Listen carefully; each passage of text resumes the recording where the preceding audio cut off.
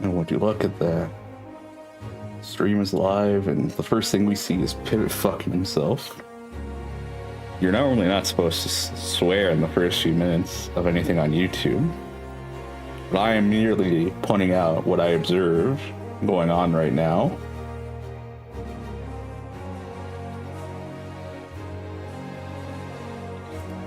For some reason, my multi-chat isn't working.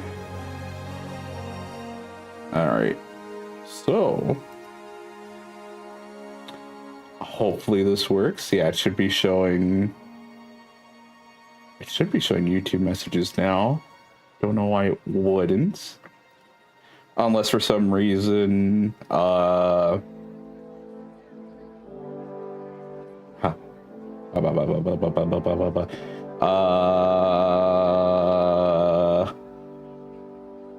yeah, unless it wanted OBS to update, like it wants the latest OBS update to always do things. Yes, hello Bex, hello. Hello Pivot. So I am playing my favorite gacha game.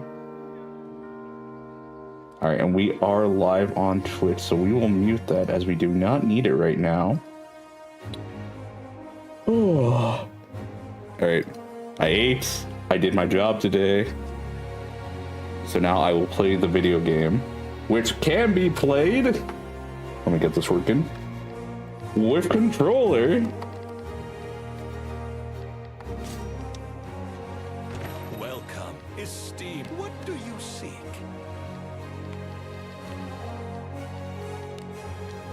Everything to your... Thank you very much. What do you seek? Always check this despite there being truly nothing to buy here.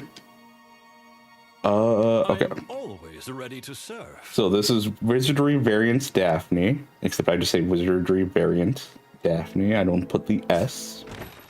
Good day, adventurer. That's too bad. How bad did they get fucked up? I'm just here to test the Twitch chat. Hello, Heavy Maid. Hello. It is indeed working. Thank you for that check. I'm always a little worried about Twitch, but no, it works. Only lost a bit of fortitude, so that's not too bad. Good outcome. And I'm not surprised that these guys did actually well. All right. They got 150,000 EXP around there. That's not bad. Check here every stream here. Thank you. I am working. All right. Hopefully work's going well for you. Which request will you be taking? All right. So I'm bad at explaining things. So this is Wizardry.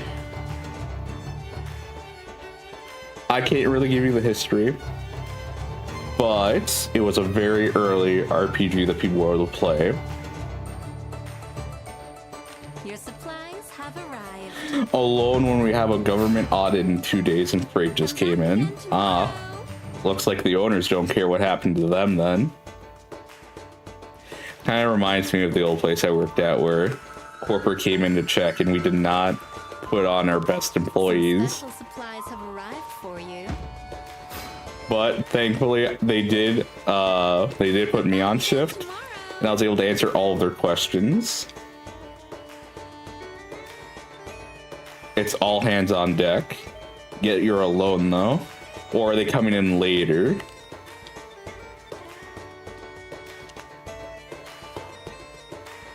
Your coworker just isn't in today.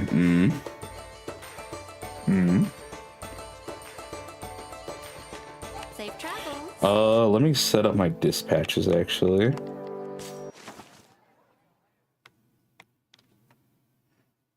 I have never done this. I will explain this later. But this is something you ought to be doing if you're playing this game. I'm not risking it.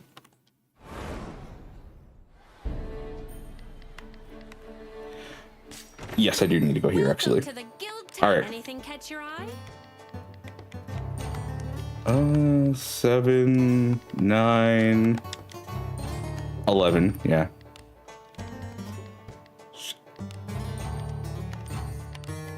Keep messing up my inputs.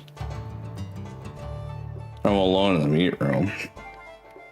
Almost feels like, you know, there should be someone else to with you doing that, but hey, I'm not the owner. The no risk taker Rikku. Nope. Got it. Fuck it. I stand ready for anything. I gotta refill the Tim Hortons microwavable sandwiches too. Ah, you have those. There's another dwarf I need to level up.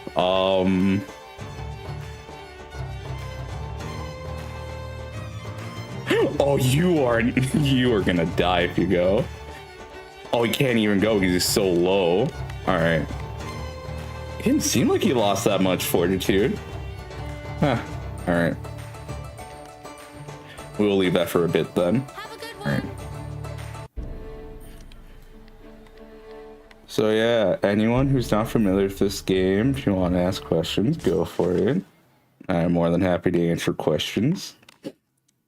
And the first answer I have to Pivot's question is fuck yourself. That's the answer to your question, Pivot. Hello, Rikku. I give you some of my luck in this. If this game has RNG, who's Daphne? I do not know. The Japanese Twitter and the bad luck and equal match. Oh, don't worry. I already had my string of super bad luck in this game. After that, it's been decently smooth sailing in the gacha. Good day, adventurer. Like, we went deep into polls for a character and it was bad. Which request will you be taking? So yeah, I'm now on the uphill.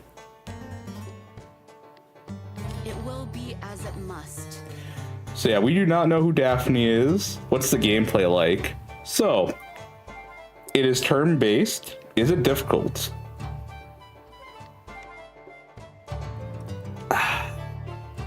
Think of any difficult game, and it's one of those difficult games where as soon as you get a bit more resources, it becomes a lot easier. You get a wall, you get a difficulty spike pretty early on, but after that, it's pretty manageable. What if Daphne's in this game? Is Fred in it? I just got it, because I sure do love Perhaps. So does he. It snowballs a little, yes. So what I'm gonna pull up paint actually. Give me a second. This is worth it. I'm gonna pull up paints.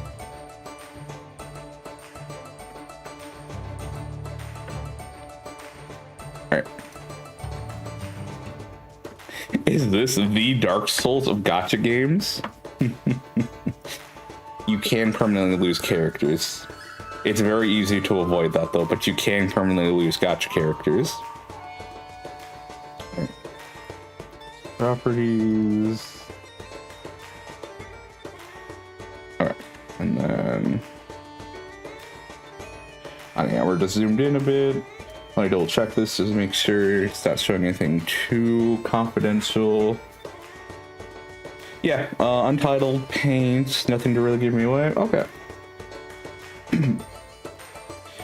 So, okay, here we go.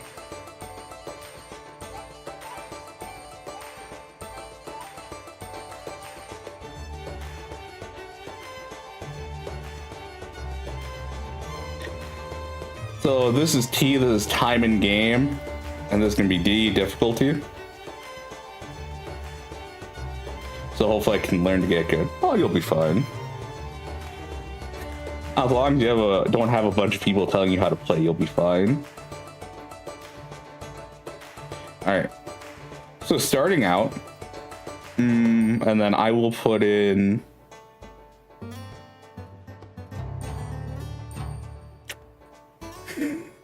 I don't know how much I want to give away in this game. Alright, I'll do this. So let's erase that real quick. No. Actually, no, this works. Okay. So we'll do it instead like this. Time and difficulty. So we're gonna do 1, 2, 3, 4, and then I'm gonna put in these little checks right here.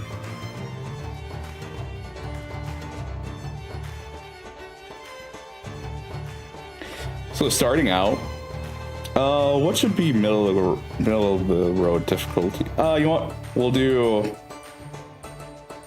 I wish we could.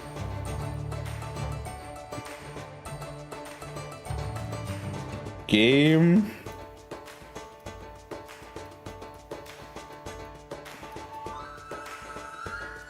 Game journalist. I'm not gonna spell it out.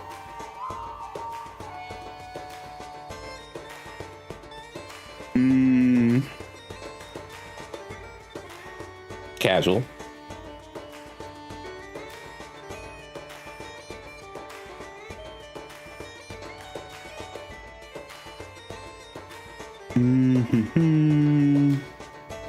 Casual.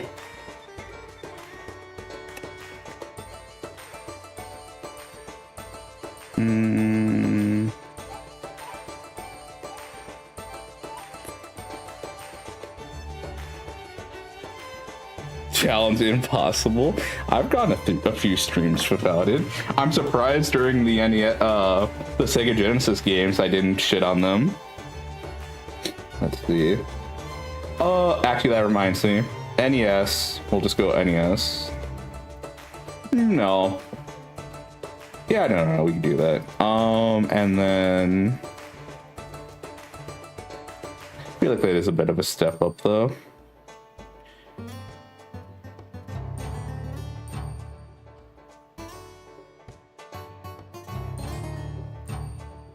I don't know what would be good except from casual besides. Because Dark Souls is not harder than most NES games, so I can actually do that.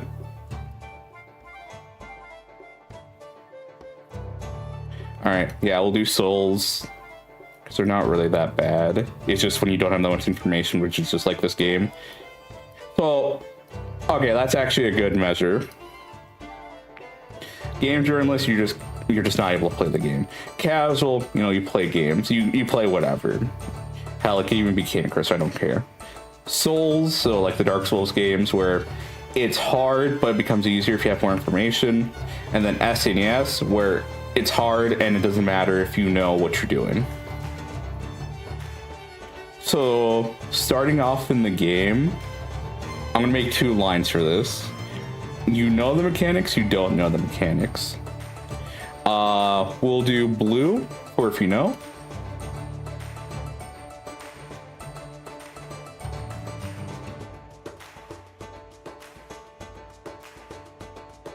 And red for don't know.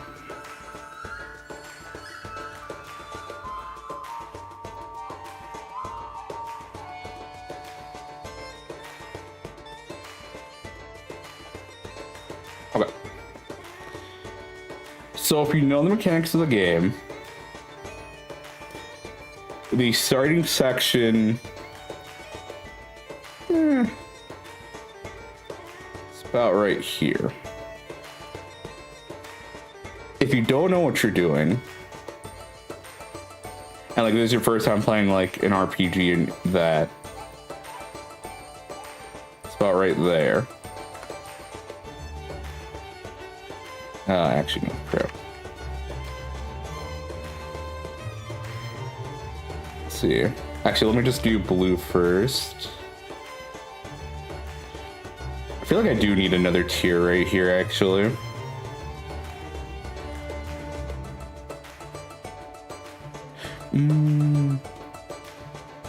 No, the second part does go up a bit in difficulty. Even if you do know what you're doing, it's a bit of a pain.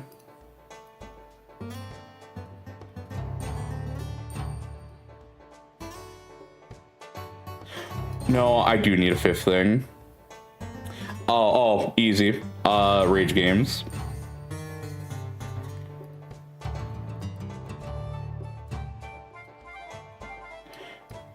Thing essentially like, not Meat Boy, but I want to be the guy, I guess. Things like that. So let me just erase this real quick. Because if anything, I'd say those Rage games are a lot worse than NES games in terms of just bullshit. Anyways. Yeah, because this is my problem of... even if you know what you're doing, doesn't go up to souls really. But anyways, this is a bad graph. I'm just gonna do this. Okay. So if you know what you're doing, yeah, no. Even if you know what you're doing, you're still getting a little fucked. There.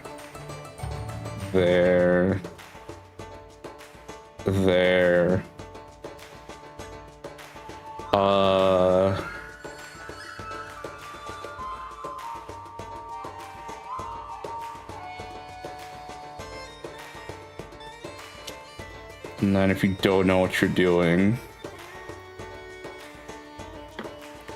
I'm gonna make this line a little.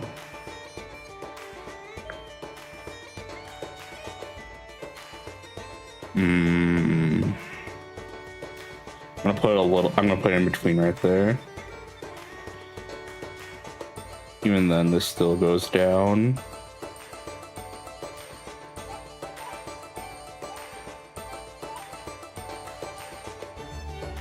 That's kind of the curve, I'd say.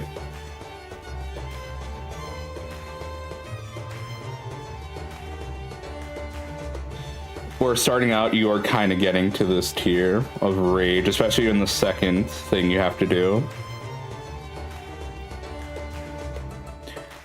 So, for the first dungeon in the game, again, I'm trying to say this in a way. So essentially, this is the first time going through the first dungeon. This is your second time going through the second dungeon. This is the second dungeon, and then this is the third dungeon.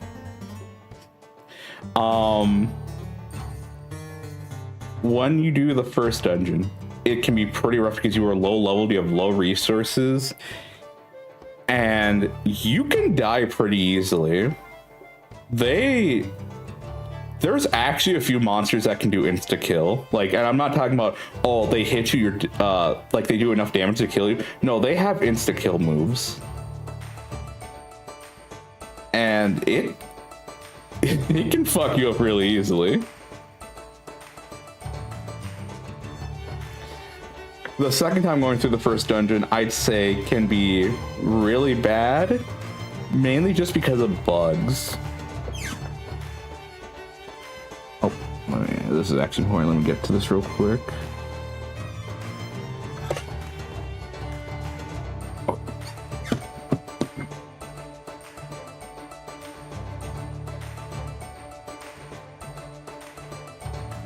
Why'd you send it twice? We didn't need to send it twice. Alright.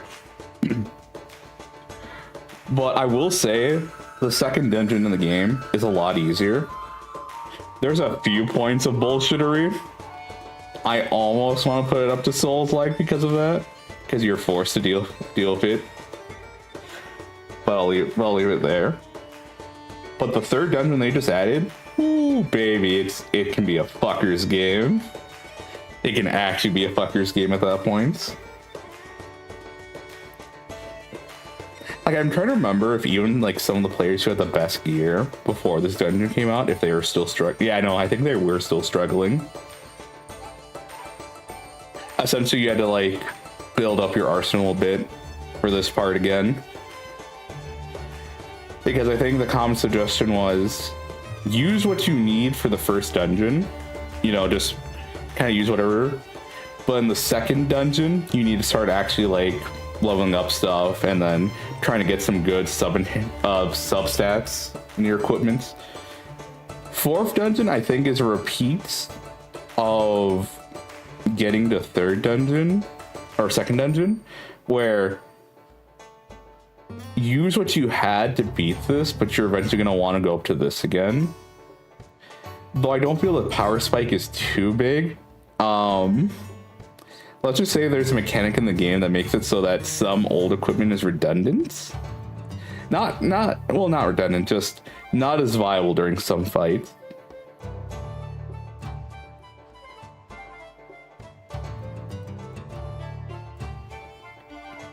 But I can definitely see, for someone who doesn't know or hasn't played a game like this or hasn't looked up anything, I can easily see this game getting close to just the rage bait games. Another thing is that if you've played other RPGs and then decide to play this, and you don't look up anything, but you played other RPGs, other like dungeon crawlers, or no, just RPGs. I'm gonna say other RPGs.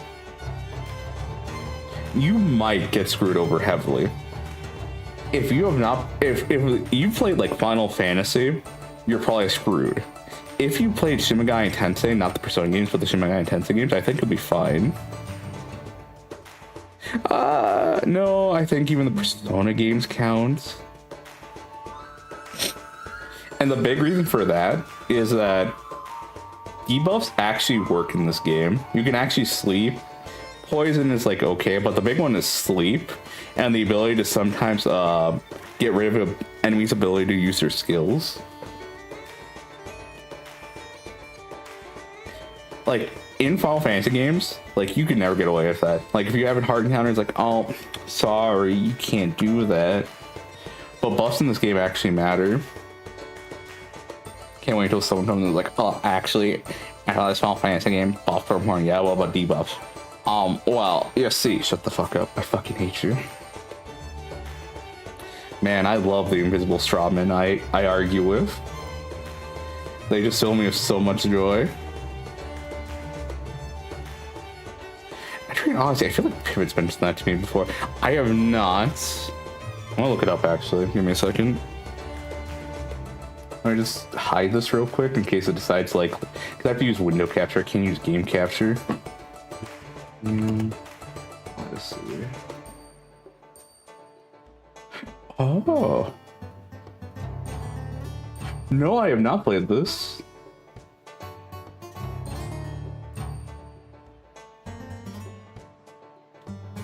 I do like how it looks, though. At least I'm seeing the DS one. Or unless that's where it started.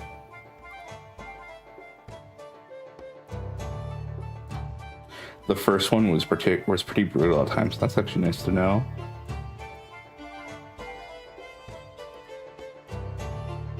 No, I'm really liking that art style for combat.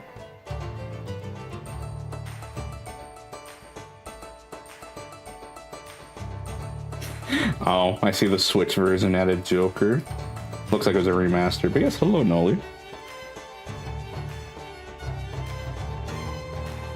If Etrian Odyssey also had it so that I'm gonna say probably Etrian Odyssey is gonna be harder just because this is a gacha game. But yeah, I'm just gonna say probably I haven't played it, but I'm just gonna assume because it wasn't a gacha game, it was harder. It's just that this one can be brutal because you can lose gacha characters. It's easy to avoid, but you can lose them. Like they get deleted. And I can see someone who hasn't played just that putting it to the rage bait tier.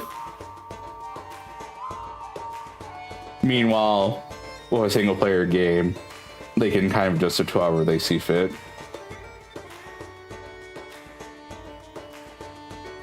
Yeah, I would say this game isn't as, it's harder than most Final Fantasies. Maybe not 2.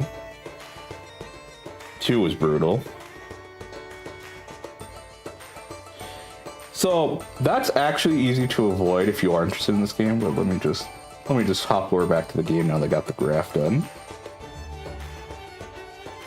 Yeah, the biggest thing in this game is just like, I would recommend to everyone to at least look up a bit about this game. But since we're here right now, I can do that. Okay, so let me get out of this. All right. Do it. So let me use Abeneus as an example. Save Can I not click on her? What the? Okay, there we go. You All right. me?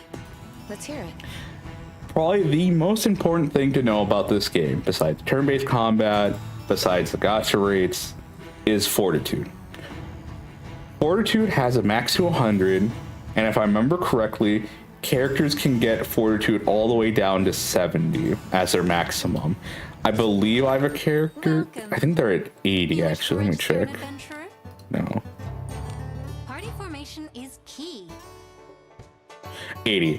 I believe fortitude can go down to 70. Don't quote me on that, but yes. So it goes from a range. So let's just say 80 to 100. My character here, Abaneus, has a fortitude of 90. Fortitude essentially is the limit to how many times you can revive a character in combat. Each time they go down and you bring them back up, you lose 30. So if Abaneus was in combat and she went down once and I revived her, she would then be at 60. Now, you might be like, okay, how do you revive them? Let's not worry about that for right now.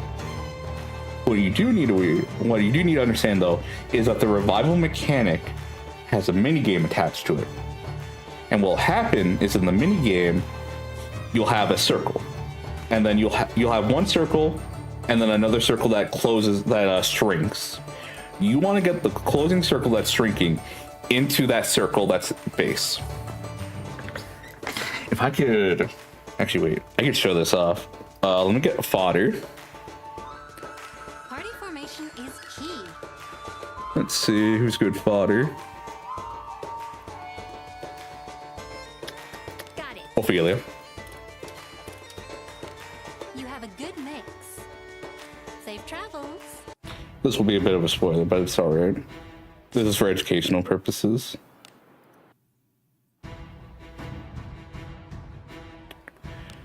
Put this down, bring this up. Yeah. No. I can't do this. This would be a little too rough. Let's go back to town.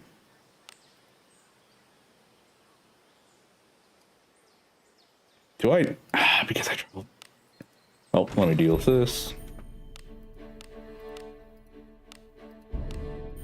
I need one of these days. I'll actually go through my inventory to fix this. Thanks for the business. Thanks for the business. Thank you. We'll teleport there, actually. I'd rather have the other teleport, but this is fine.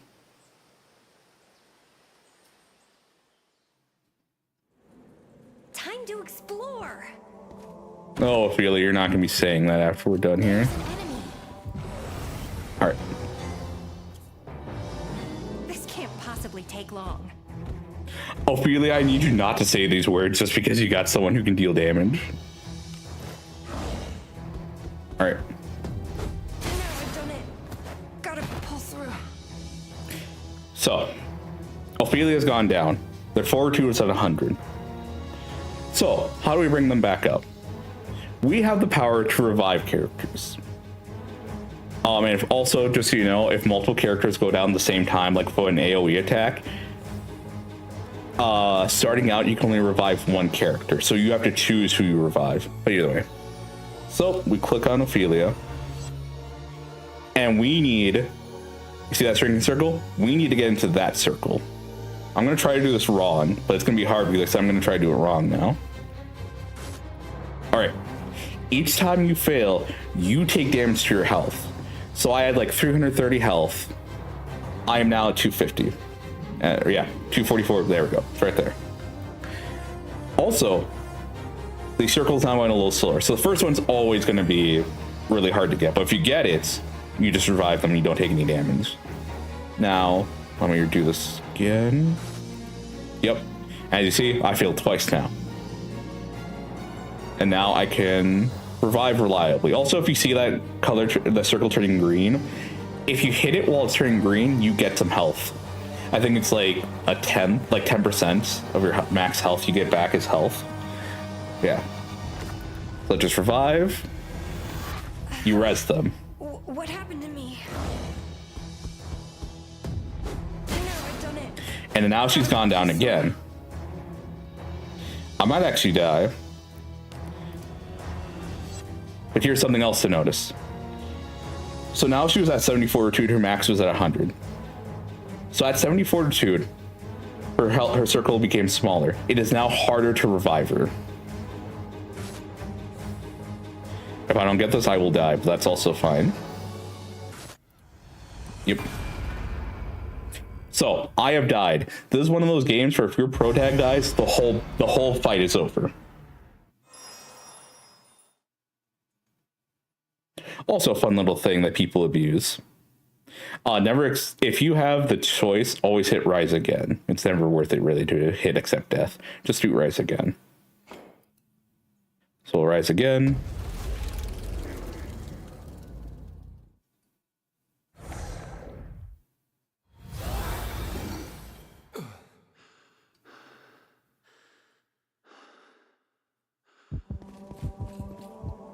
And we will back up. All right. I wonder what this is. So this is Ophelia.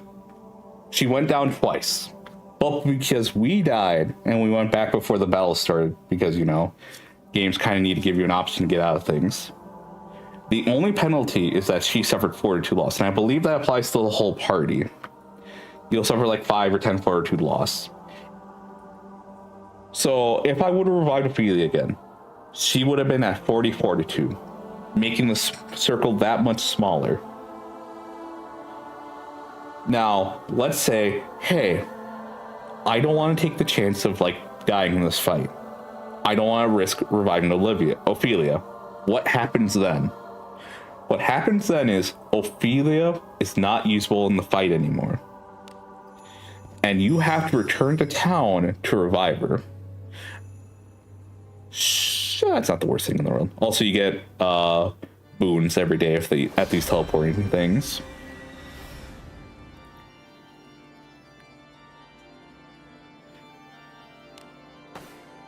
All right. So let's say Ophelia was at 40 fortitude and dead. In order to revive Ophelia, because we can't do it outside of combat at that point, we have to use the in-game service of the temple. Welcome. At the temple, we're allowed to revive Ophelia. This is the most important thing. So if you're kind of unsure about this, if you're not sure about this part, let me know. But this is the most important part. If Ophelia was at 0 health and below 50 fortitude, right, there's a chance the resurrection can fail. If Ophelia is above 50 fortitude, from what I've heard, and from the testing that the Discord has done that I frequent, if she's above 50 fortitude and you resurrect, guaranteed comeback. If Ophelia is below 50, the resurrection can fail. So if you're at 49 fortitude, there is a chance the resurrection can fail, and she turns to dust. If she turns to dust, there is still a chance that you can still get her back. But if she's below 50 fortitude still, when you try to resurrect her again and she's dust, that's the part where you can lose her permanently.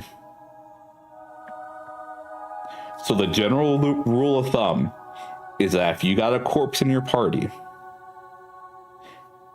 and they're below 50 fortitude, just turn off the game, walk away, because fortitude recovers over time. I think you get 50 fortitude back in 4 hours. So if you're at like 40 or 30, you just need to wait like an hour or two.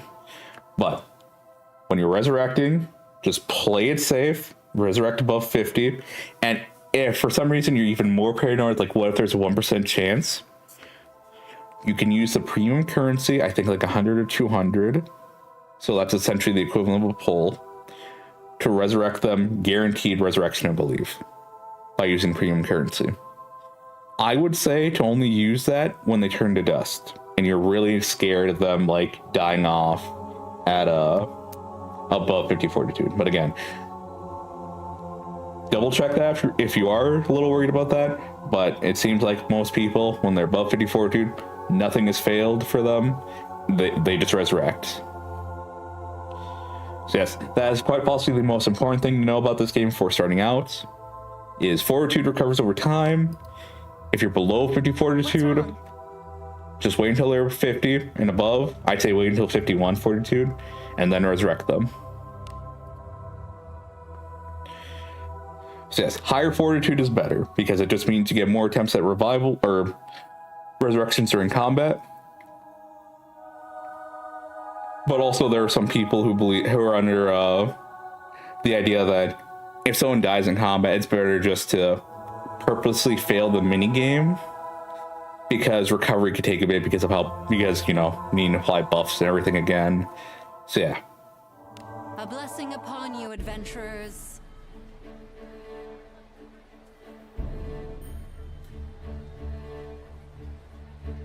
So yeah, you get one shot, you turn to dust, wait until they're higher fortitude, or just use the gems to guarantee the resurrection.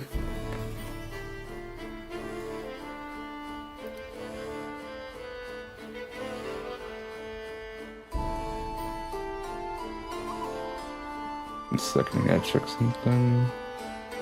Alright. So let me go back to my actual party. Welcome. How can I help you today? Who's going to be in your party? Beholds the power of Agora. Doctor, do you think I can do this? Kill your enemies. Understood. Kill your enemies. Understood. A dubious party. You villains among them. I will get results.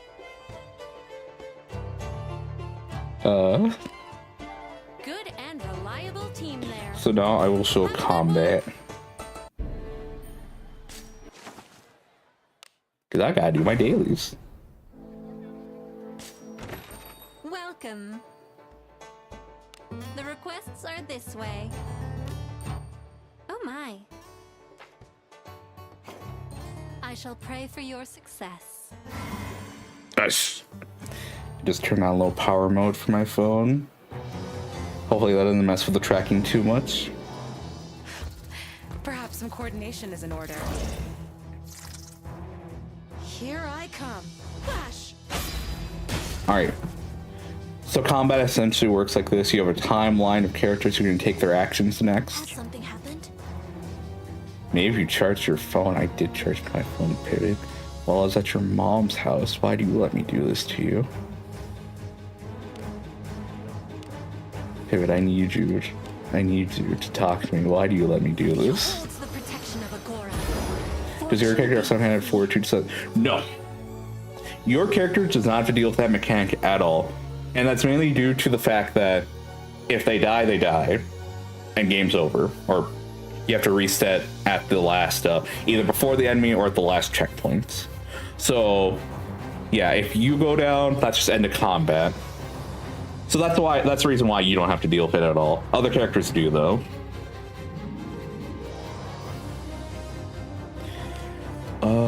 Okay. I need...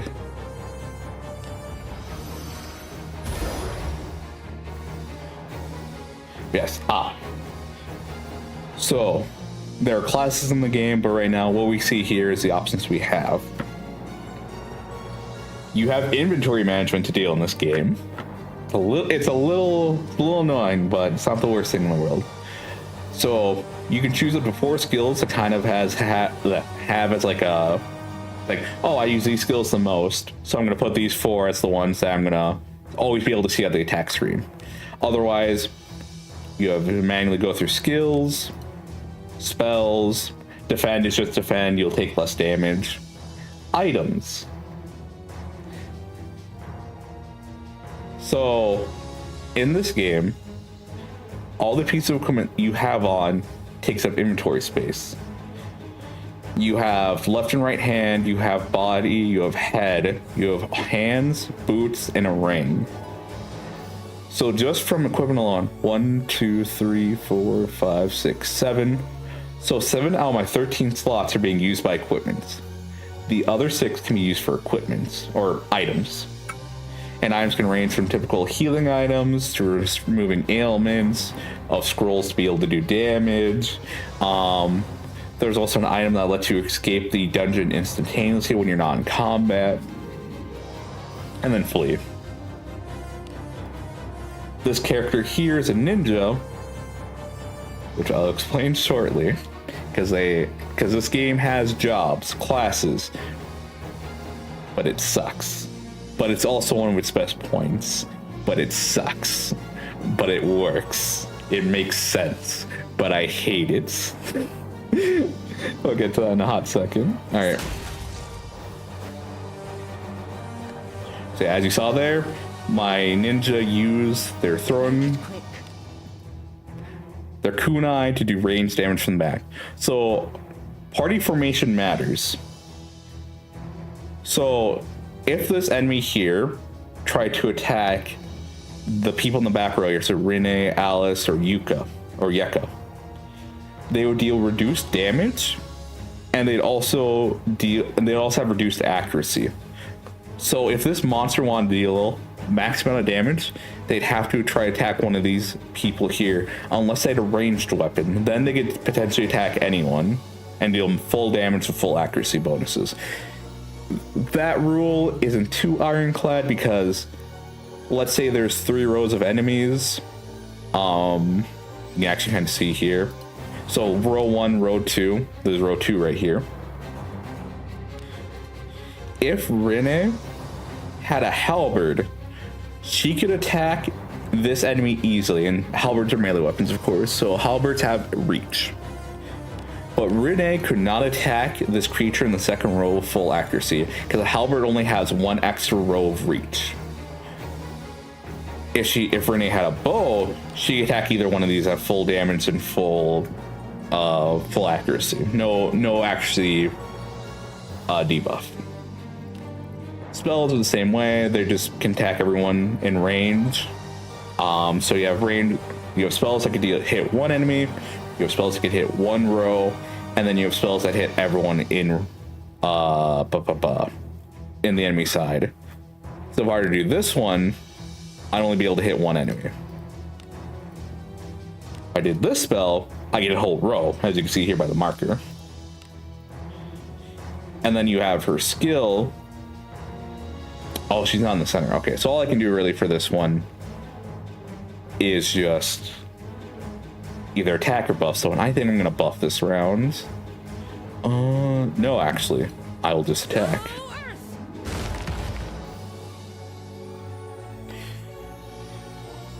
And then Lana Vale here is a fighter. So of course you can have skills and not very much options for spells, as you can see. So some of these are self-buffing, some of these are defensive. Shield, Stun Bash here is an offensive option that can give you another round to work with, because you can potentially stun the enemy defense, depending on your defense power. No stun. It's only a chance though. You can't stun enemies though. It's just a chance though. And Abaneus here is another fighter. I have a 2-handed sword, and I built her in a certain way where she has a chance to do another attack in combat. Let's see if we can see it here. Nope. But she did hit a critical hit. So, that caterpillar, second row, my Abaneus, has decent evasion. Of course. Despite the penalties this monster has and the perks I have on this unit, they still land a hit. Because this is a funny game. Also, this is the stone debuff. So, petrification,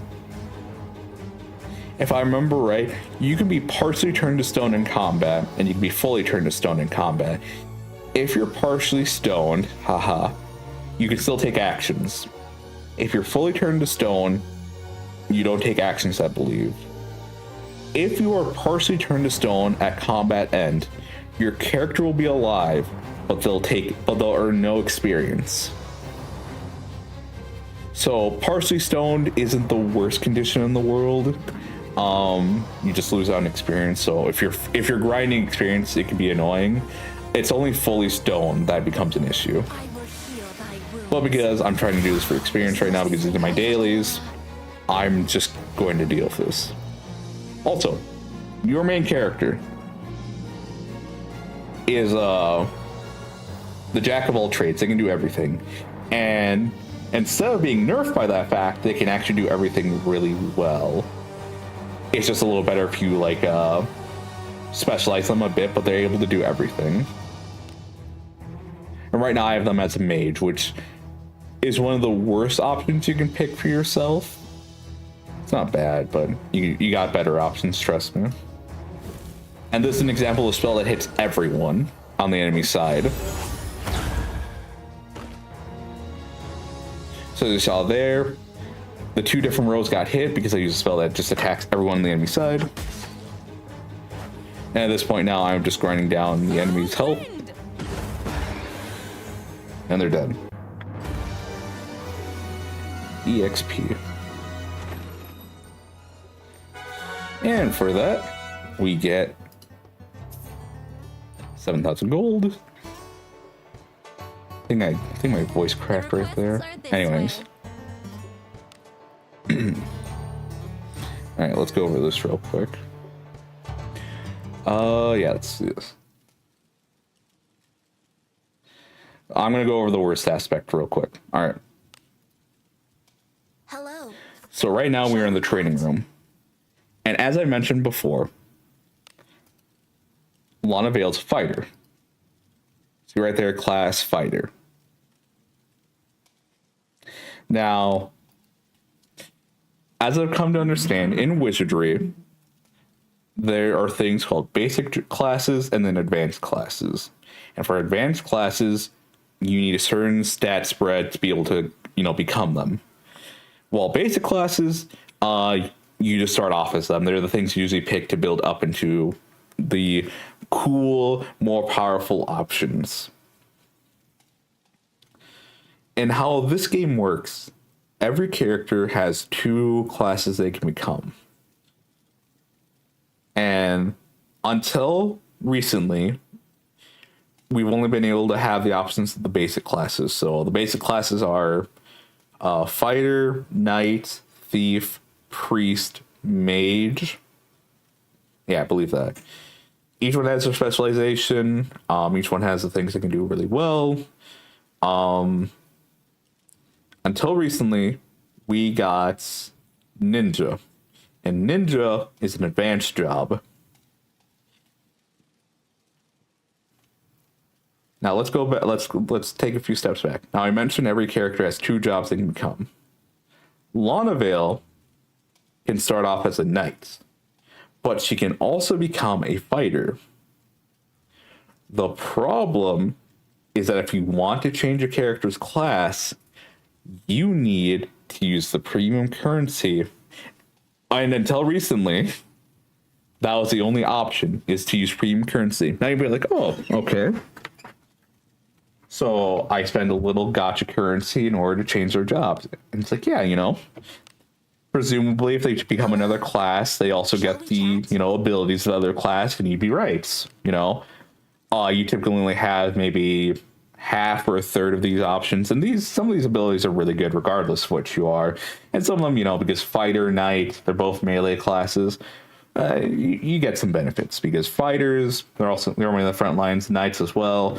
Fighters are more physically orientated, knights are more defensive orientated. So having some defensive options on your offensive fighter is good. Having some more offense on your defensive character is good. Makes sense.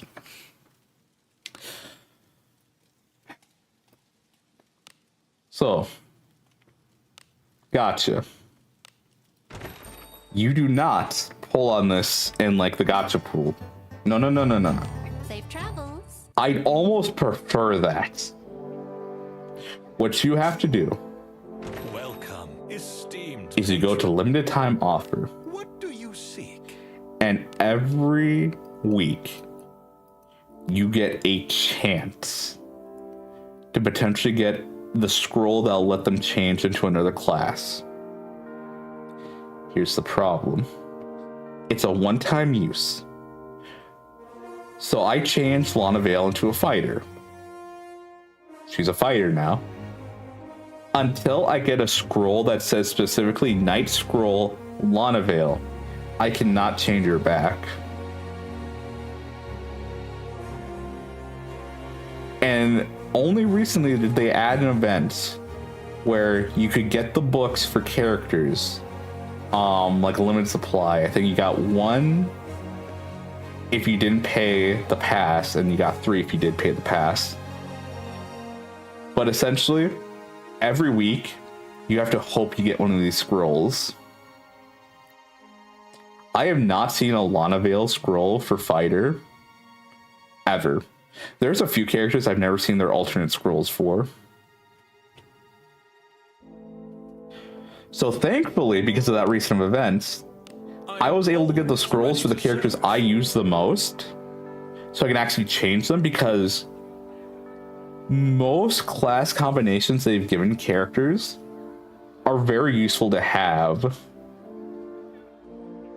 There's a few iffy ones, and their viability depends heavily on how future classes, the advanced classes, are implemented. But as of right now, like if you're a fighter and you have access to mage skills or pre-skills, they're handy, but I'd rather have like a knight or a thief subclass instead. I'm pretty sure there's people who play the game more than I have, who've done the hardest content, and be like, oh, you know, there's uses for those skills. I'm just gonna say, for me personally, I wish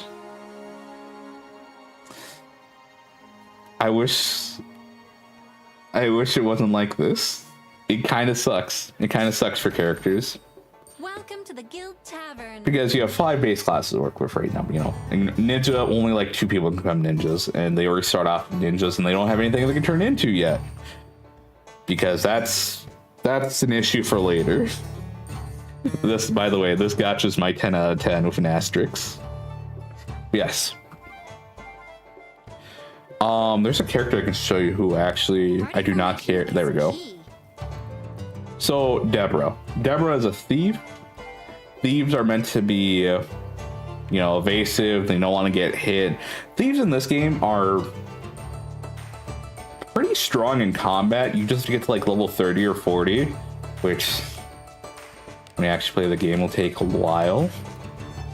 I have already gotten over that hurdle, but yes, at the start, thieves are meant to be in the back row, but they can switch to front row after they get a certain skill, and a lot more evasive gear on. So Deborah is a thief.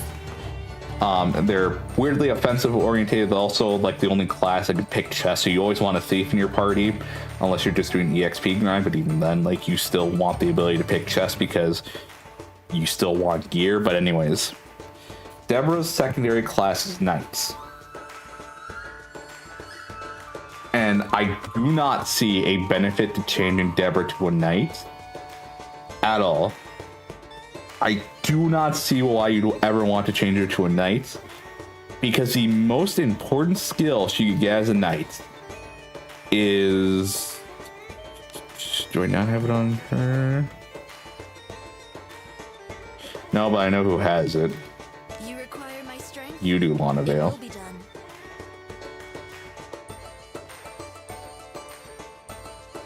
Music is bumping. Assault Guard.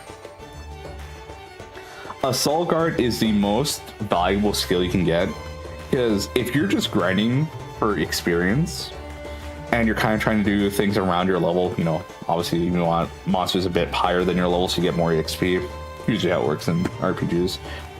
You're gonna get ambushed quite a lot, because you get ambushed if an enemy comes at you from the back or the side. So having this increased defense and when you get ambushed, like, it's a lot. Like, it reduces the damage you take by quite a bit, because usually characters get like 2 to 3 tapped by enemies, more often than not 2 tapped, even if they're frontline guards. Also, knights aren't that. Defense is a very wacky stat. Knights are meant to be built more defensively, but I find it really hard to do, because I try to... in this game, it's more of like you want to kill things as quickly as possible. And knights I like for their utility, but I had to build my Lana Veil to be able to do the knight things. And the other problem with this, is that some skills are class specific. So reduce own physical damage taken has a chance to bear single target attacks in place of allies in the rear. This is good. This has made it so my mages can relatively not be afraid of archers. And also I've seen her guard like other frontline members, which is interesting. I don't know if that's a bug, but I hope that if it's not intended, they keep it. Because it's actually saved me a few times because okay, again. But she's a fighter right now. That means this skill will not activate. And some offensive skills are like that as well, like Knight's Defense. Reduce all damage taken by all allies for 1 turn. It's really good. It actually comes in handy in the latest dungeon they added. But I can't use it because I'm not a knight. So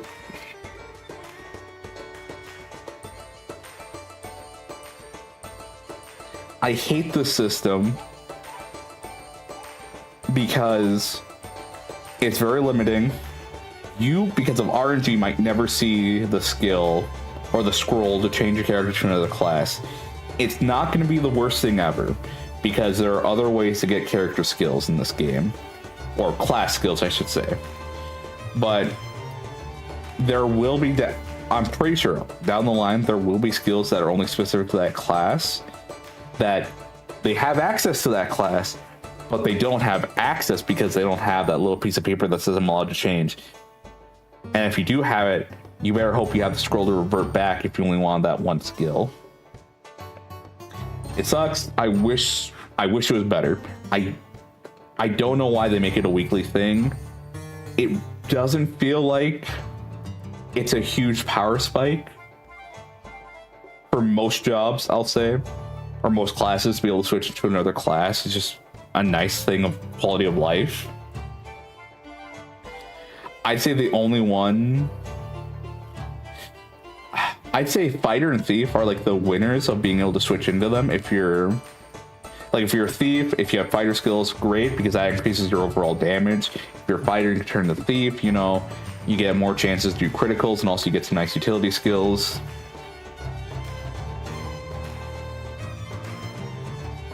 So like those would be the big things you'd miss, but I don't know. Again, I hate the class system because of that. But there's one reason I do like the class system. So if I go back to Ophelia,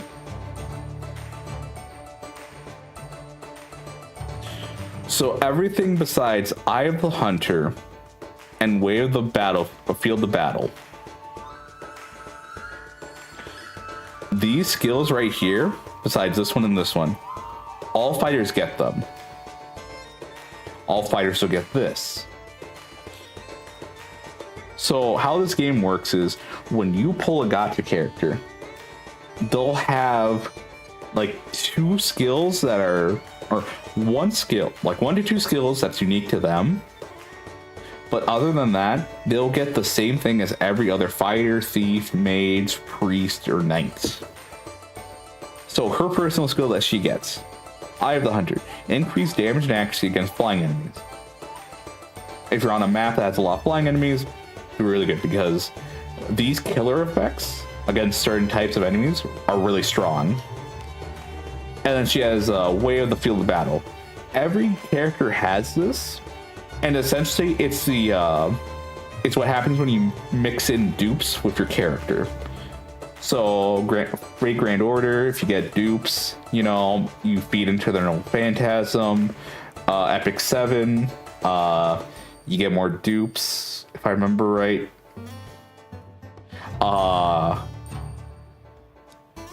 What is it? I think their personal stats go up, which is another good one. Genshin Impact, where you get more abilities tied to your skills or whatever, except it's not like this. All you really get is increase in stat with a further emphasis on the things they designate. So evasion and attack speed. So the more dupes she gets in, all of her stats, well, most of her stats will get like a +1, +2. But then the ones that are focused on here, so that'd be evasion and attack speed. So attack speed or action speed and evasion will get an extra bump. So like, think all of these get +1, and then these will get a +2, so it'll become a +3 or something. And that happens for each time you put in another dupe. So, let's go to Aboneus. I know she's a horrible example. What are her special skills? I forget. Yes, okay, here we go. Flickering Fang. Increases damage against magical beasts and decreases damage from magical beasts. That's her own personal skill. Flutter Dream Flash. Minor physical attack on one enemy at the start of battle. Low chance decreasing accuracy rates. Activation rate reduction and the amount damage and accuracy rate decreases are reduced if learned by someone else other than Aboneus. So these two skills here are what make Aboneus. And also, as you saw there, you can kind of inherit the skill to another unit, but you will lose Aboneus. And then her own ascension thing of, hey, you get more of me, I'll get all my stats increased with an emphasis on attack power and confusion and charm. And then as you see here, ignore this because I had to mix someone in, or I merged someone into her so her skills can go up. So yeah, I know this is a bad example. Just know that you have the ability to put on abilities onto characters that may not have them naturally, or to further enhance skills they already have. I can just show this off quickly, actually. Training room, let's do Renee. Inherit skills. So if you have multiple copies of a unit, you can give, so Renee will never learn heavy attack. But if you sacrifice a unit that does know heavy attack into her, she can learn it. And then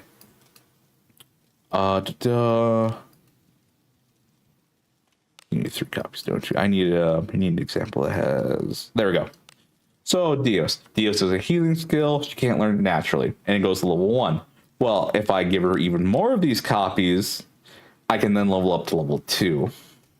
So, and then levels of skills actually do affect things, but the main levels that matter are all odd levels, so 1, 3, 5, 7. Those are the ones where you get the biggest boost. So if I were to just leave it at level 2, it's a slight increase from 1, but level 3 from level 2 is a massive gain. It just costs also more to use.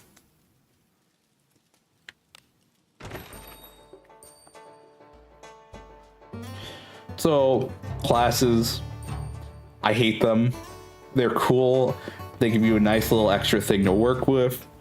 They're not the end of the world if you can't change classes, because they do, a lot of the characters do have useful skills you can put onto other characters, so you can kind of get some of the skills from their classes without needing to change that class, but there's some you won't be able to get, and also you just might not see the scroll, so that's my problem with classes. Yeah, Lanavale starts off as a knight. She can turn into a fighter, but I need to scroll each time I want to change into the other one. It sucks. But your character doesn't have that requirement. They can become any job. All they have to do is unlock certain requirements, and when they do, then go to this thing called the Well of the Mind. In the Well of the Mind, think essentially the spear grid from Final Fantasy X. You could also kind of think Path of Exile, I believe, where each one of these nodes means something. Yeah, you get options. And then some nodes allow you to change your job. Why am I not allowed to see these ones? Anyways. So every day, once a day, you can reset the Will of the Mind if you want to change your class or change the setup. But yeah, each one of these gives a different skill. So let me see my awaken skills. So here you see all the things that I've picked from the different nodes. So I've picked attack speed up, magical power up, MP up, a lot more speed, and then the other ones Wanderer class change and the priest class change. Also, let me get some water. I've talked so much in this 1 hour. My throat is actually starting to hurt a bit.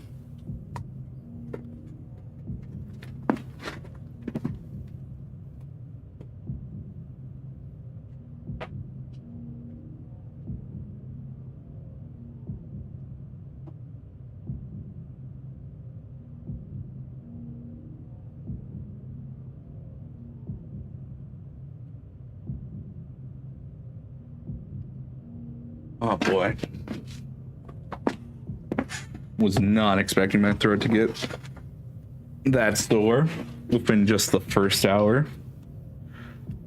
Alright, also I need to charge my phone, so give me 1 second. How's it going, Yapper Rikku? Oh, it's going good.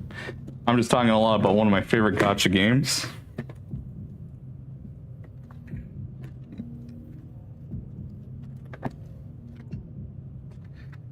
I'm struggling. There we go.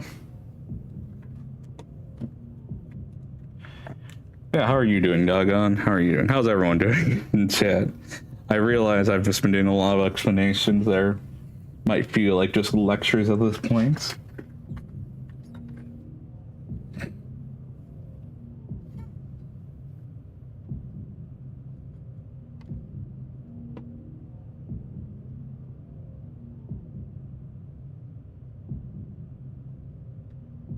Oh.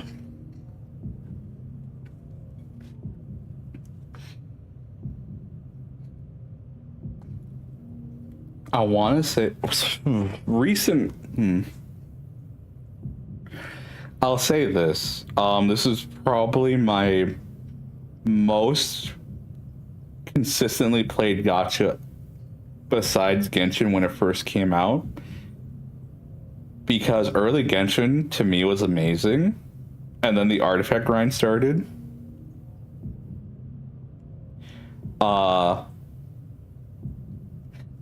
Some ordinary gamer put it the best. Genshin Impact for the first 40 hours is probably one of the best gacha experiences ever. Just because of how much you explore and find things and how much of the map opens up and all those little things you can find. Like, it was just literally one of the best times. Then after that, it peters out hard. I played Genshin, like, consistently for, like, a year. Wizardry is becoming like that for me, where I've been playing very consistently. And the thing is, you're not doing a lot of the things that Genshin's doing because it has the benefit of being open world, exploration. This is just a dungeon crawler that doesn't have randomized maps. It's just something that, like, tickles all the right parts of my brain.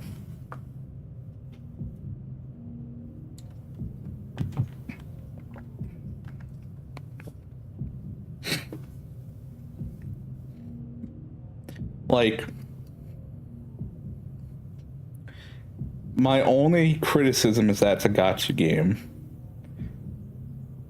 But because it is a gacha game, it can either run for a very long time or it could be end of service next month. If it does go on for a long time, I can see myself being very happy with this game. Because this game is meant to be difficult, so you can't really hit the thing of like, well, no, there's actually a few points of bullshit they can do. Because Limbus also suffered this, but I also don't think the Limbus had it that bad. Because you didn't have and Corp Sinclair, you can't play the game.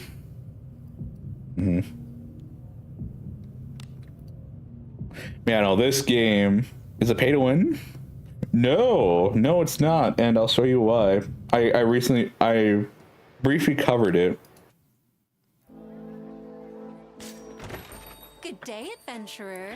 So I forget how it is at the start, how many pulls they give you. You'd have to check when someone made a video of like, what's a horror. I think the title of the video was like, what is a horror gacha game like? I think they tell you how many pulls you get at the start, but Party formation is key. you don't. There are some 4 stars just better than 5 stars. And 5 stars aren't hard to come by. So Deborah's a 5 star, essentially. SSR. Whatever you want to say for, like, you know, lowest rate to get, highest rarity. Deborah's main ability is this, Blessings to the Beast Folk. Defeating an enemy restores minor SP to self. Recovery amount is reduced if learned by someone else. So for physical skills, you have to use SP.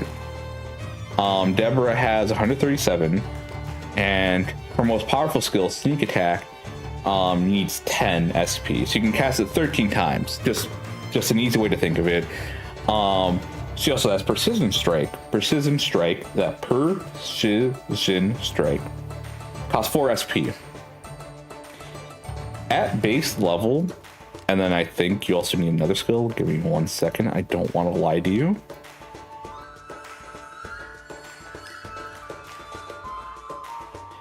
There's a skill I think she gets. Oh no, this is just her. Okay. So Deborah's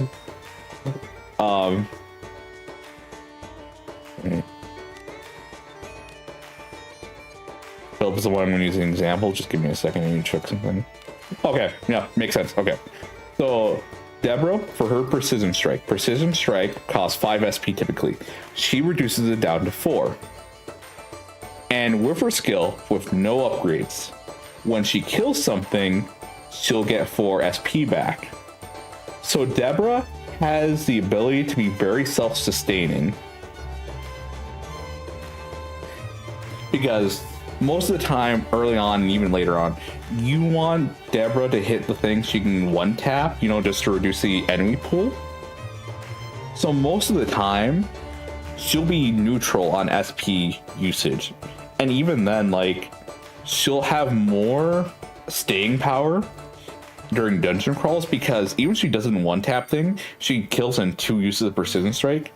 That means she only spent 4 during combat. And then if you divide 137 by 4, and just assuming, you know, you had to use 2 Precision Strikes every time, but the second one always killed something, you get to use it, what, like over 30? You get to be in over 30 encounters of her using skills, essentially. So that's Deborah. Philip has a really nice ability. So his ability is, I think it's Presence of Mind. Attacks become more likely to hit even enemies that are outside of range. So Philip, what that translates to is Philip can be in the back row, and weapons have a range type to them. So swords, they can effectively hit 1 tile in front of them, or 1 row in front of them. Knives, hand axes, things like that, they can only attack 1 row in front of them. Halberds can attack 2 rows in front of them. So fighters of halberds can effectively attack the front row of the enemy line and be safe because they're in the back row. And then if you have a bow, you have range to hit everyone in the combat field. But Philip, on the other hand, gets the ability to use whatever they want and kind of choose to be in the front or back row, not needing to use a halberd or a bow. So, like, Philip also has the very nice benefit of becoming a fighter, if you get the scroll, of course. If Philip becomes a fighter, you could give him, like, a 2-handed axe that typically has only the benefit of hitting this row, you know, the row in front, but putting them in the back and having the benefit of hitting anyone on the battlefield. Because I think people did testing, and Philip, with that personal skill, this is something only he gets right now, just became like a bow user, but he can just do that with melee weapons.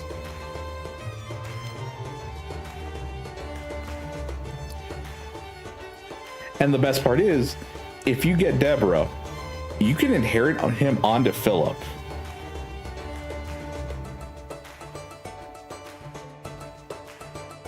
And the other half is singing about how the guild music can be Riku's theme song whenever you want to yap. My yapping music is this.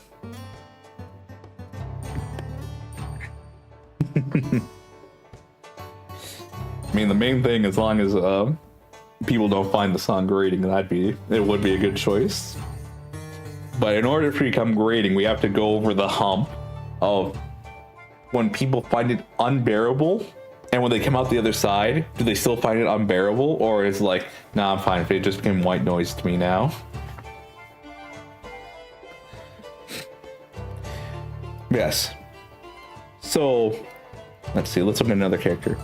There are two characters I'd say that are... No, I can only say one character is really broken, and they're Alice. I want everyone to say hi to Alice because she's a very nice lady who only slightly fucks with dark gods. Actually, no, let me go. Safe travels. I want to show a full picture of them. Give me a second. There's a cave of flowers.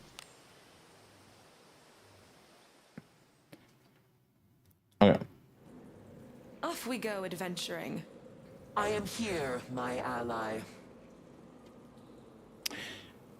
So Alice is the vessel of a dark god who sometimes takes over her body. Alice is classified as evil, by the way. Also, what is it called? Alignment matters somewhat in the game, but not the way you think. So there's good, there's neutral, and there's evil. Don't think of evil as you're willing to kill a child or like commit genocide. It's just like the example they use is, would you be willing to help an old lady across the street?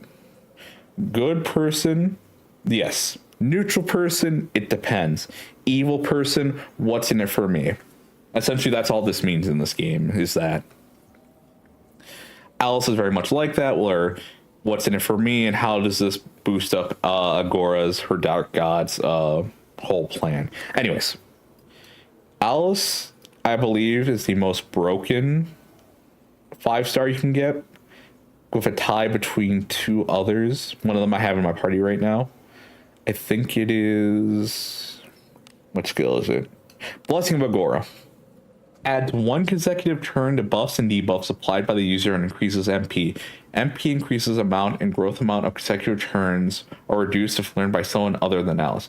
Alice is a catalyst, essentially. She's a catalyst / vessel. Yes, Blessing of Agora.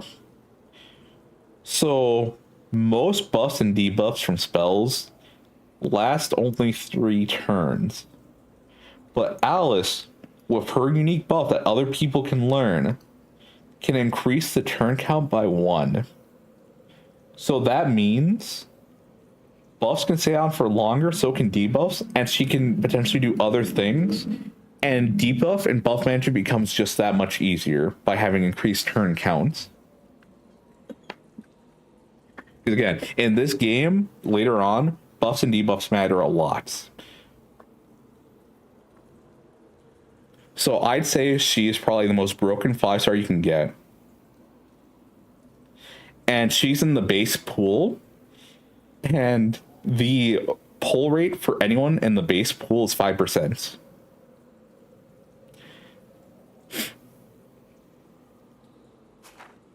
And then we get to her. Time.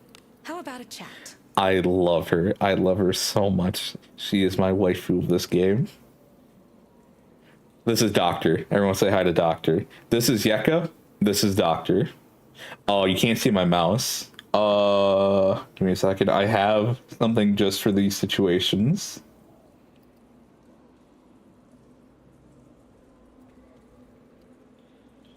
All right. This, the red circle. All right. That's Doctor. Everyone say hi, Doctor. This is Yeka. Hello, Yeka, my beloved. All right. So, Yeka used to be really good. And then, something you're going to learn if you decide to play this game. The coders did something and nerfed the hell out of her. And I'm a little salty. I don't know if they quote-unquote brought it down to intended levels or if it was, like, out of control earlier. But anyways. Continuously increases detect for chance to nullify an enemy's ambush. Detect increased amount and chance of ambush nullification are reduced if learned by someone other than Yeka. So other people can learn the skill. So how this game works is you have this map. And If you have with time, the skill how about detect, so she has 67. She has 67. Yes, okay. It's a pretty high number. You can see enemies on the map when they're nearby if your detection is high enough. So if I were to just walk forward a bit, Deserve our respect. you hear my heartbeat. An enemy is nearby. And they got really close, so it's like really easy. But with a high enough detect, you can spot enemies from like a few tiles, like a pretty decent amount of tiles away. And as you see, they're now permanently marked in the minimap. So that makes navigating really easy when you want to avoid combat. So having high detect is a good thing. But the other part of her skill, nullifying ambushes, is what I mentioned earlier with combat. If enemies run into you and they hit you from the side or the back when they run into you, you get ambushed. Now, Yeka before, I'd say like a month ago, with as high as the amount, because I had to merge multiple copies of If her you have into time, herself. How about a chat? Because, you know, it starts off at level 1. I've had to merge like 5, 6 copies of herself into her. So before, my chances to nullify an ambush were really high. And then they released a patch for other content. For some reason, just disabled her ability to nullify ambushes. And then they did another patch where it's like, oh, hey, this bug that happened, we fixed it. Like, it's like, we're all good now. She's able to prevent ambushes. Where before she used to prevent 70% of ambushes, I think she's only gone to 30% of ambushes. And I've merged multiple copies of her into herself for this. I'm really salty. I'm really pissed. But 30% of the time to not have to deal with ambushes and just, you know, get on with the fight is nice, especially when auto battling, you know, to get XP. So Yeka, I think, is still good just to get rid of that 30% of the time combat. Another ally that's good. Anyways, I'm getting away from your whole question. What I'm saying is that you have some pretty good options, and also the pull rate for the game could have been 70. I know it could have been 70. I'm still pissed that it's not 70. Why they do me in like this? Why they nerf my favorite girl? Anyways, it's not really pay to win. I will show you the pull rates. As always. Oh, we can watch this together. No, where is she?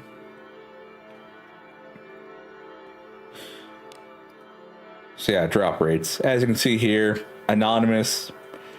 Think they're nameless adventurers that give you like very generic stat buffs to like attack, HP, MP, not SP. Attack, HP, MP, divine power, magical power. Journal adventurers are the ones that actually give you skills like heavy attack, Dios. And then legendary adventurers are, I think I have are these ones right here. Yeka, Adam, Alice, Deborah, and then Gareth. And then Savia is the featured character, so if you pull a 5-star, you should more than likely be able to get her. But you still have a chance to pull the other ones. But yes, I have this character, but I don't think I can show her because she's in a quest right now. The Joanna Bloodborne.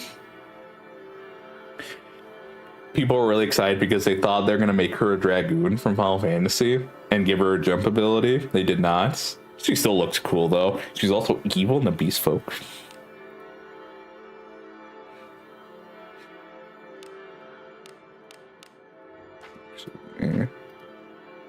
Yeah.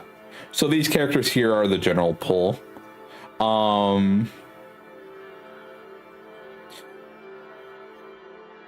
So you got Alice, you got Lana Vale. Alright. Alice, Lana Vale, Geralt, Adam, Yeka, Deborah.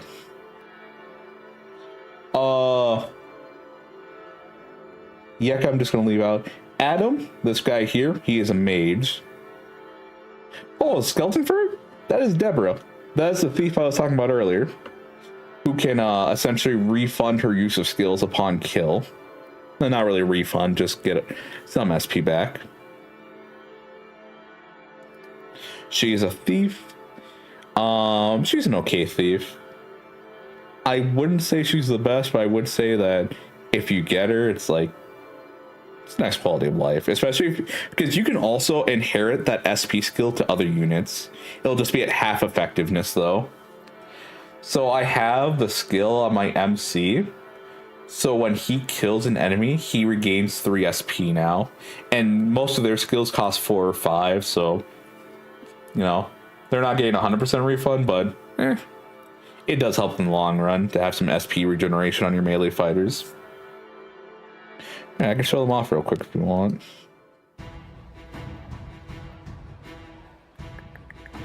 Good day, adventurer. Party formation is key. Get rid of you. You have a good mix. What's the matter?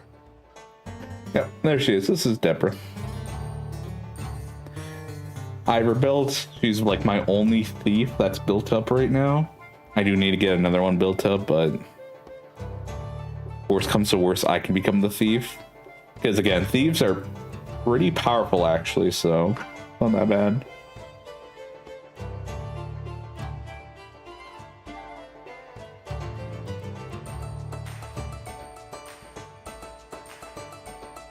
Yeah, I think I have all the starting characters. Oh, no, not really.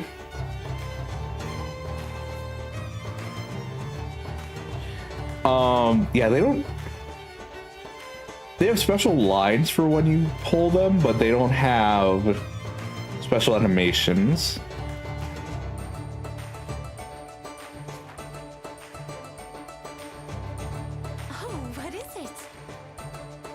Like if you know what, I will do this. All right, let's go to ruins. It's as gloomy as always. This might also spoil the game a bit, but it's all right. All right.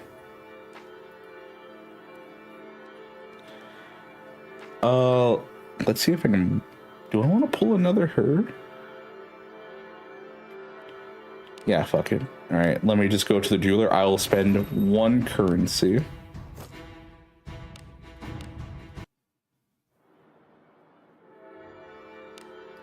All right.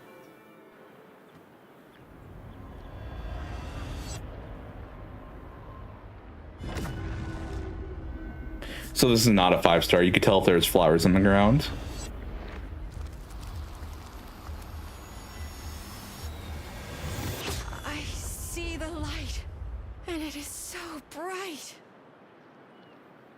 This place.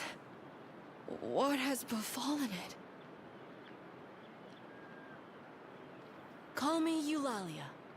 I am daughter to the Knights Captain of the Elven Realm of the North. Though a knight, I broaden my horizons as an adventurer. I am at your service. So essentially what happened there is what happens with every character. Like there's no big like splash of light or whatever, and of course, like I mentioned, if you see flowers on the ground when you pull a character, that means it's a 5-star. Essentially, that means you guaranteed got an SSR.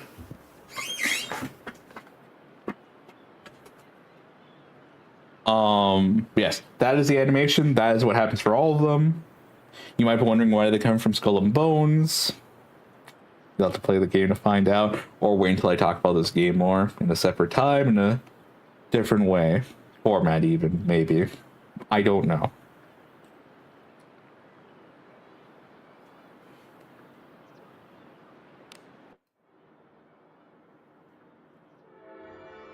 Yeah.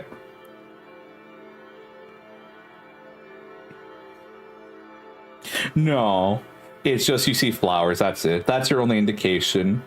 And then they just kind of revive. They say a few words about like what's going on, or like I need to finish the fight.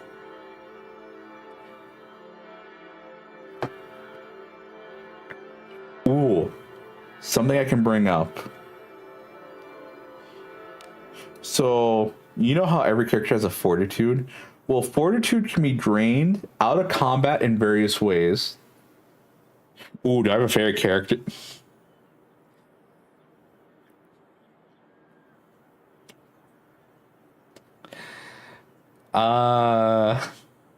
Yeah, I do. If you have time. I really like Yeka design. So this outfit looks good from the front. From the back, it looks only alright. This is her priest outfit. Let's go to the training. Can you see the other style or no? No, I think this is so. I'm just gonna bring this up real quick, then I'll get back to it. If you have time, how about a chat? They added in alternate forms of characters really early on. So this is not how Lana Vale looks typically. And this is not how Lana Vale looks regularly either. This is how she looks as a fighter. Her normal outfit, if you can kind of see that icon here, she looks like this, is more red, and she has a big furry cape. So that's how she normally look. Actually, wait.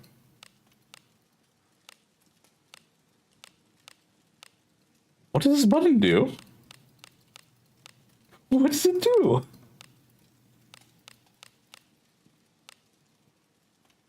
What is the point of it? Anyways.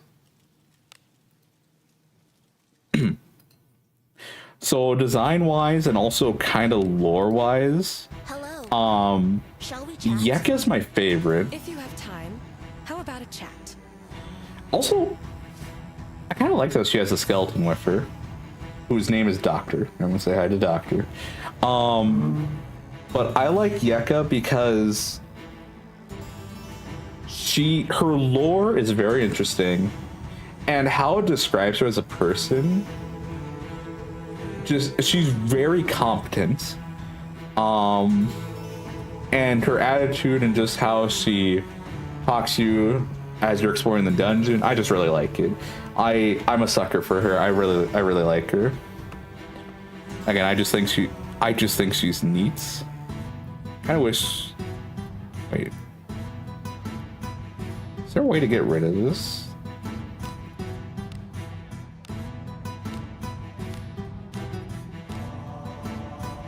I want to look at my waifu. Yeah, no. Yeka, I just love her design. I love how she looks. I love her character. I love the addition of the random skeleton, who, by the way, is a very wise mentor. Doctor does not speak, but he has a connection of Yeka. So they do some form of communication through like ESP or something. But Doctor is the one that helped Yeka, and it seems like he's a mentor to her, but also that they had frequent conversations. Like, I think the implication is that he taught her, but I also feel like they are both learning magic at the same time. But Doctor just had a bit more information, but it seems like they did have like a very, what is it? Symbiotic? Is it symbiotic? They were essentially helping each other grow. Yeah, I just love Yeka's personality. I love her design. Even if this isn't my favorite outfit of hers, she still looks so nice in it. My other favorite is Abeneus. Let's hear it. Oh wait, let me get them cleaned up. Welcome. I'm gonna get them the fancy suite. You're a noble. Oh, please enjoy your stay. Understood. They always freak out when you pay for the most expensive room. Sliding to the neatly made beds, the pleasant smelling sheets lull everyone to sleep. And then they also give you an item for picking the more expensive option. Yeah, that's also a thing in the game. Characters, as you go adventuring, will get more dirty. So now if you look at her, no more dirt rhymes. So I really love how Abaneus looks. And I like her ability. I like her gameplay wise. Because essentially she gets a free shot before anyone moves in combat. So essentially she can like one shot like the real weaklings, like the thieves, the mages, anyone you could really think of really. That isn't meant, like that's just meant to be more of a hassle. But Abaneus is, her character is interesting because in her lore, she essentially, so you see these butterflies flying around her, right? These blue butterflies. The blue morpho, the monarch. Anyways, she essentially was blessed with the power of a god or guardian, I forget which. And she was not meant to get this blessing. She was like a little girl, I'm pretty sure like 11 or 12. And essentially she got God's power to smite her enemies. So from a young age, she was meant to be the warrior for her family to protect the lands. And when she set out to do what she was going to do, hello Demon Slayer, hello. How are you? When she set out to do what she was going to do, she did it. She decimated her foes. And she came back home and was like, I get to be with my family. We lost a lot of relatives from this, but we get to be a family again. And I'm so excited to be back in the warmth of my family. She comes back. Her mother looks at her and goes, welcome back, Abaneus, guardian of Oswell. There's much to do. So instead of being treated like a daughter who came back successfully from the war, she was just treated as a weapon. So Abaneus has the aura of a leader, you know. She knows how to, what is the word, compose herself and act in a military setting, essentially. The problem being is that, again, she was a little girl forced into this position, and because of the power she was given, she feared death, but it seemed like in her story, it never came close to that. So when Abaneus gets low fortitude during dungeon exploration, and again, fortitude lowers by if you get hit by traps, poison, things like that. It's not too bad. You're mainly going to lose fortitude if you die in combat, but getting constantly hit by traps as you explore can be like multiple cuts that kill, essentially. Death by 1,000 cuts. So when Abaneus gets the low fortitude, that facade of a military leader kind of breaks, where she needs to recompose herself because death is looming right in front of her, and it's not the situation of, oh hey, this is something I can just fight and win. It's the, I'm this close to death. This hasn't happened before, and she mentally has to get around that. And she tells you, like she takes a deep breath and goes, I'm fine. I'm okay. I'm fine. I'm not okay. I'm not okay.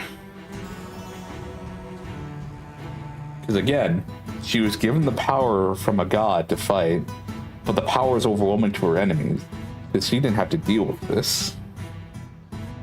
And it is a nice piece of dialogue to have to contrast her.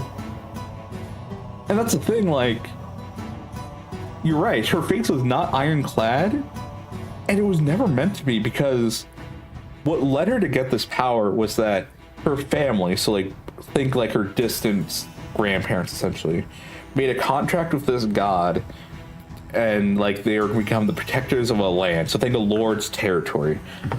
So what happens is conflict comes, and her dad's like, oh crap, all right, well, we made a deal with this god, you know, and he said he's going to help us protect these lands. So he goes to his god, and his god's like, you're right, we made this deal, here's the power to protect your lands. And the dad does get the land, or the power to protect the lands, and he was also, before that, a pretty competent soldier. So when enemies started coming into his territory, he got the power and went to fight. He killed a lot of them, and he died.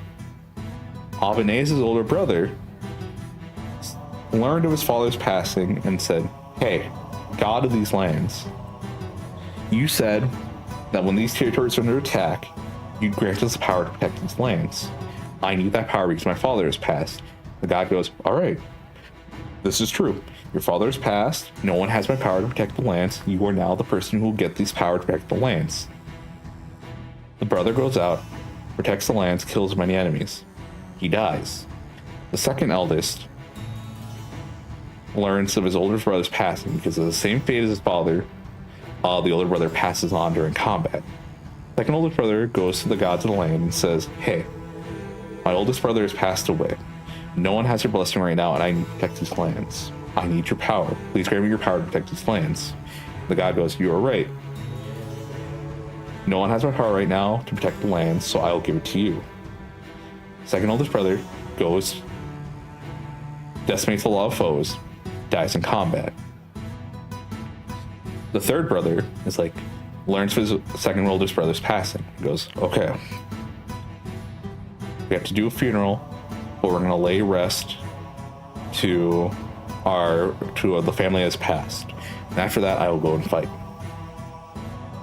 And then what happens, I believe, is that during the funeral, or during the next rite of succession for the power, Abaneus gets the power, and she is terrified because there was like, I think, another 2 siblings before it would have been her. I don't even know if she would have been in line to get the power, but the god does not say anything. The god just gives her power, and the mom looks at her and goes, it is your turn. You must go and fight.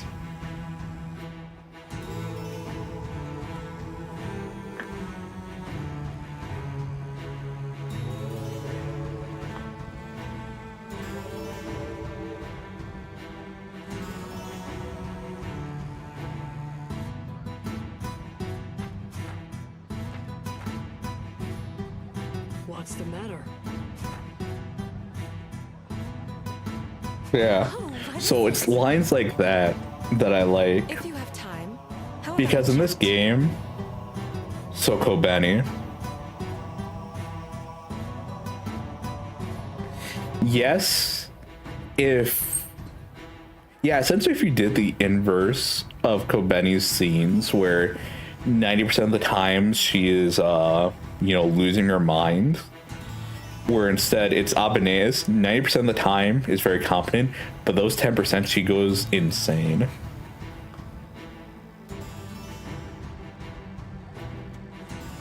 Because just like Kobeni, very competent, very skilled, but that fear is what holds Kobeni back. Once she's composed, she gets stuff done, just like Abaneus. When Abaneus is allowed to focus and just slay the enemies in front of her, we'll get it done. But in those 10% of times, it's too much for her. And yeah, so in this game, they're starting to add special chapter mini events for characters where it's like, get to a high enough affinity of them, and they'll have a little quest you can do to learn a little more about them. So I'm very interested. I don't think they'll do much for Abaneus, I'm going to be honest. I think the most interesting part of her is already in her dialogue for Low Fortitude. I don't know if they'll actually give her any more depth, but I really do hope so. Because they're also not that long, and these characters, I'm just gonna say this, can't appear in the story. There's reasons why they cannot. The good Kobeni. Kobeni is always good. I hate her fucking family. I hate Kobeni's family. Welcome. Party formation is key. Yes, Demon Fury. I did tell you I'd talk about wizardry at some points. Kill your enemies. You have a good mix. In fact, I'm surprised by how much talking I've been doing in the last hour and a half.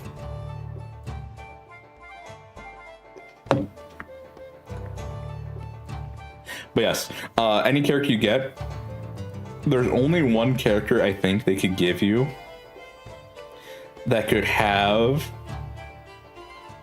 scenes later in the game. But I feel like at that point, it's either they're gonna be like the 1 year anniversary character they can get in gacha, or that they are the equivalent of the one girl from Grand Blue Fantasy, the blue-haired girl. I forget her name. It's been a while since I booted up that game.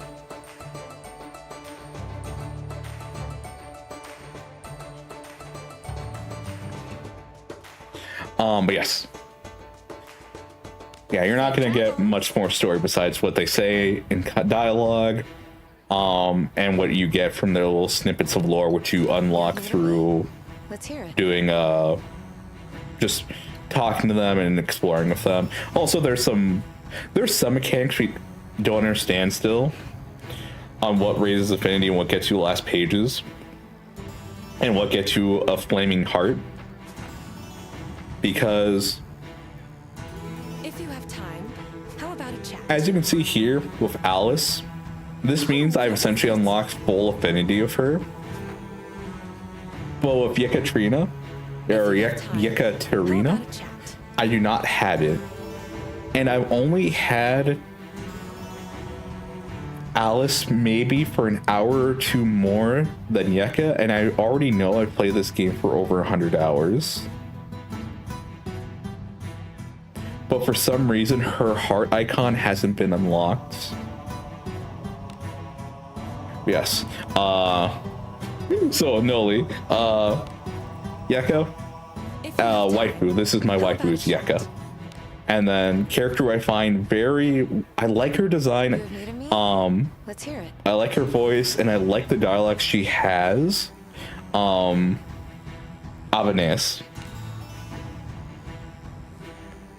Also, don't think that just because I have a party full of women, that there's only women in this game. You got some pretty cool dudes. Welcome. Party formation is key. Yeah? Trouble me not, short-lived one. What an ass. What an ass. Better let me do something before my arms rot. Me? Very well. Oh, we can add one. And the men are here too. You have a good Alright. mix. So we got the manlet. Oh, I need to exit out of the screen real quick. Safe travels. Something the matter? I really like Geralt. He's fun. He's a fighter that can turn into a priest. Him having the ability to turn into a priest, it just means you can do some buffing during combat to make things a little easier the first round. But he has a special ability. It is Eruption Strike. So moderate fire type physical attack on one enemy increases accuracy when equipped with a two-handed blunt weapon and boosts damage. So damage is reduced if learned by anyone else. So if you give him a two-handed mace, he will do a lot of damage, especially if they're weak to fire. And the cost isn't that bad. I don't remember how well it... I forget how strong it is compared to level 3 heavy attack, but just for 9 SP, it's pretty good. Especially if you give him the ability to regen SP on enemy death. Like, yeah, no, it can last a while.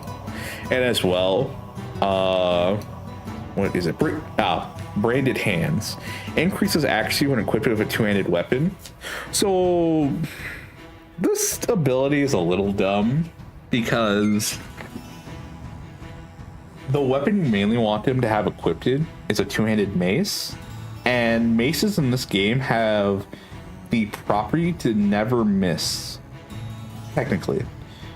So if maces do miss, they just do half the damage.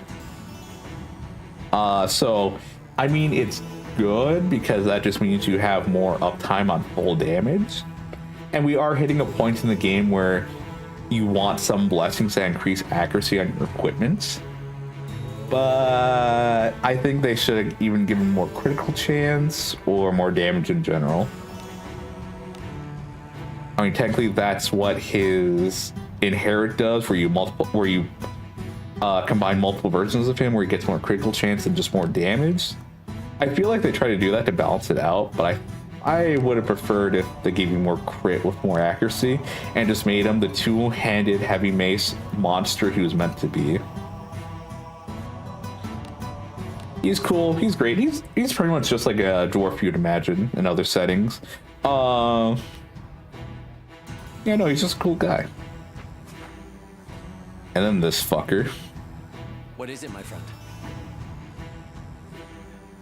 Adam is a fucker.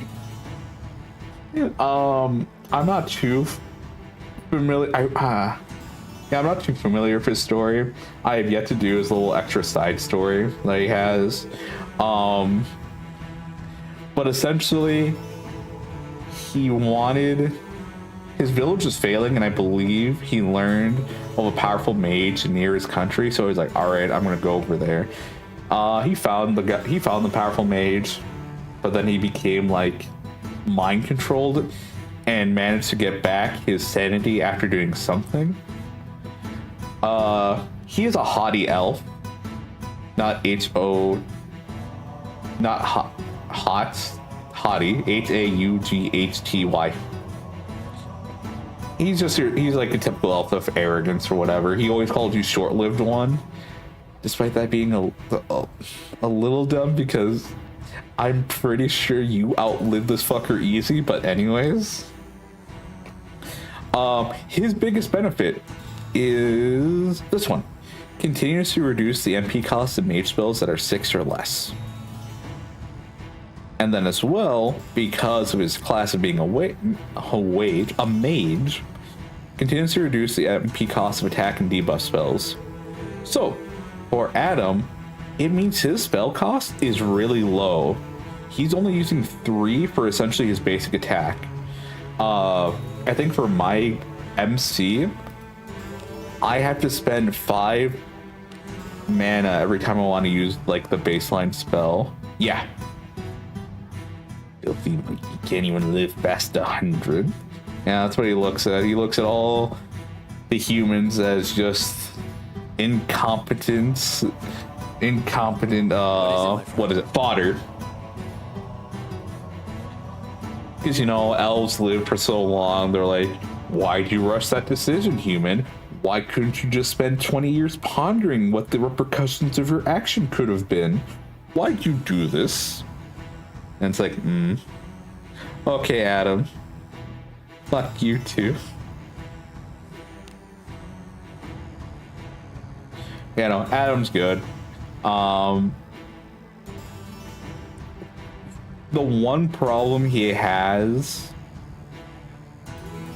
which it depends on if you view it as a problem. So there's elemental advantages in this game. You can use them, you don't have to use them. It really is what it is. He has a light spell,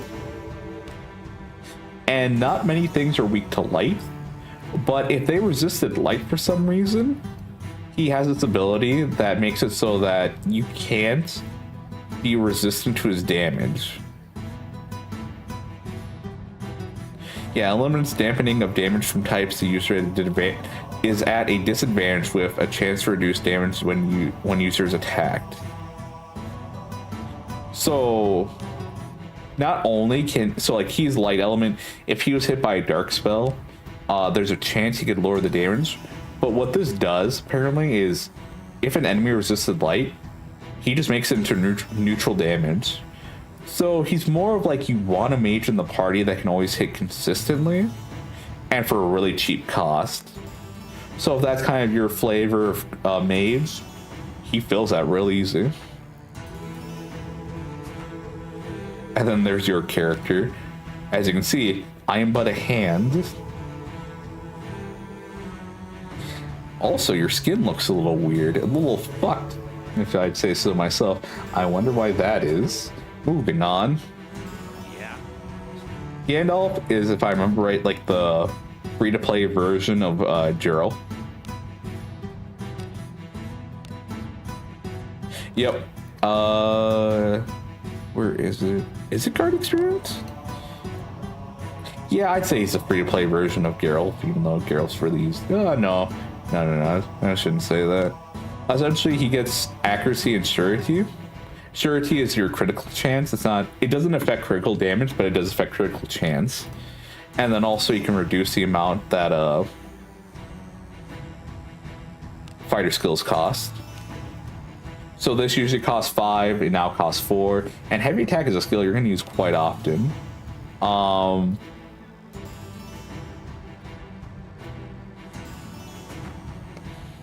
Philip, I mentioned earlier. May I be of service? He's cool. I like him. I think to me, he's one of the best thieves in the game just because of this ability. Doesn't matter where he is. If you have a melee weapon on, he will hit everyone equally. It does not matter. And then El Dorado. He just looks cool. He's also not an ass, like typical elves. Knife ears. Good day, adventurer. Party formation is key. But yeah.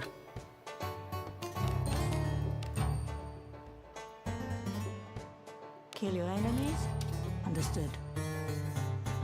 So I sure am hopeful that you all, you know, my strength? like what you see, because I know I do.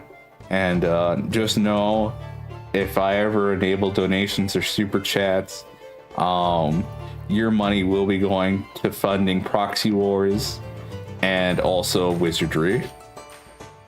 But before any of those is rent, after that is when I can do my, you know, hobbies, which is Proxy Wars and Wizardry.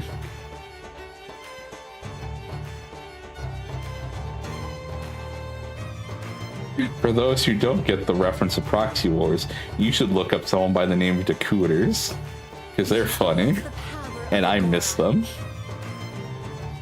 because they were funny.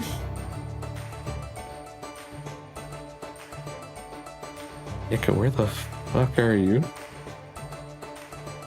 Okay, I know Alice was early on.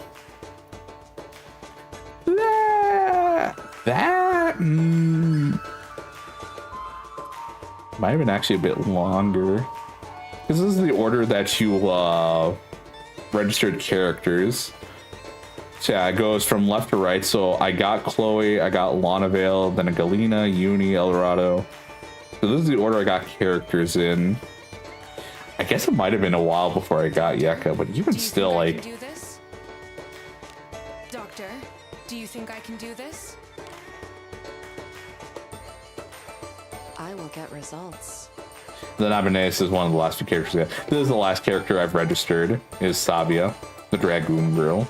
Oh, let's show her off really quick. If it's gonna be boring, I'm out. I'm sorry if that was...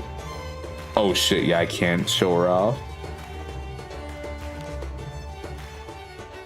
I wish I could show her off. Nope. Yes, I'm here. You called? I will get results. You have a good mix. Safe travels. But yeah, I do want to play this game more on this channel. I would like if this game became a little more popular, but I'm gonna be honest. I feel like this game, no matter how popular it becomes, will end of service sooner than it ought to have. Because I just don't trust the company watching over this. Like, I'm pretty sure even if they are making, and I mean this, Fate Grand Order money or Zenless Zone Zero / Genshin Impact money, they would still find a reason to shut this game down before it finishes. And that does make me sad, like, legitimately. Good day, adventurer. I really like this game. And I trust the team. This game has had difficulty getting off the ground because of a lot of bugs, and I want to know what happened with this game because this game was meant to come out before October, but they got delayed to October. And when this game came out, it had a lot of bugs. Like, it just had a lot of issues. Sorry. I just need to double check, make sure. The So, requests are this way. and I don't know. Oh my. And there's another thing that scares me, and I really hope it's not true. Or it's not gonna happen. I wonder if the amount of fuckery that happened during the first few months of this game made investors want this game to shut down. But it looks like they had a collab already in the works. So if they're gonna try to shut the game down after the collab, since they already had in contract that, like, this collab needs to happen. Flash.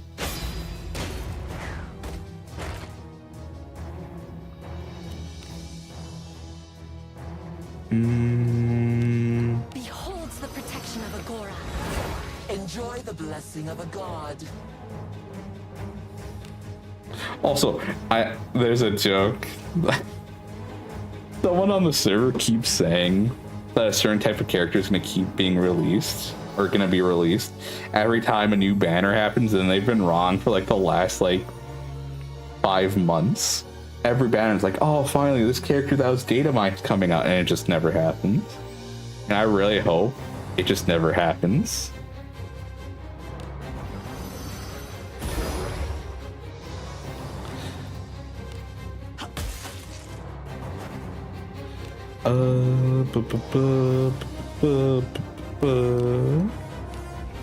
Get a resist out. You wish to see my true abilities? Lover. Have at you. 776, nice. Lanavelle's really getting up there with damage. Al just took a lot of damage from that one. Then again, she is a mage. Mages do not have that much health. We'll heal. We'll heal the back row. Heal thy wounds. How kind. Blessing of Agora. Thank you.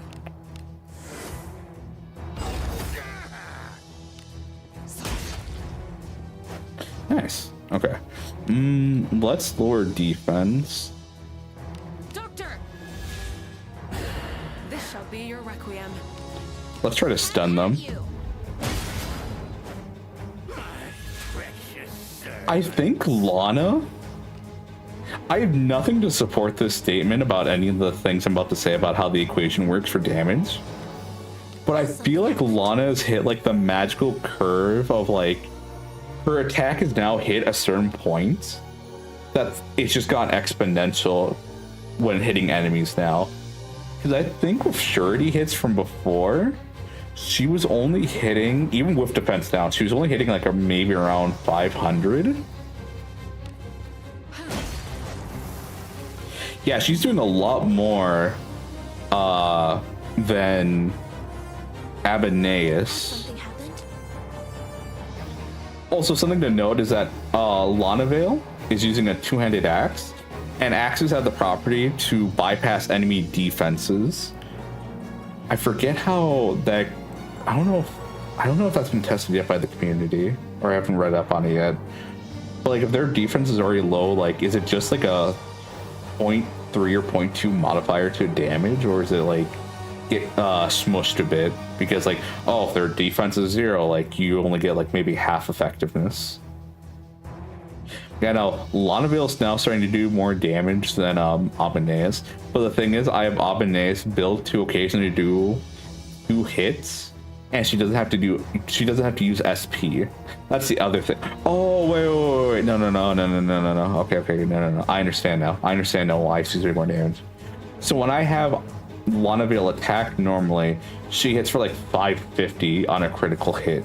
But because I use Stun Bash, that has a damage multiplier, and it's also level 3, she's dealing more damage.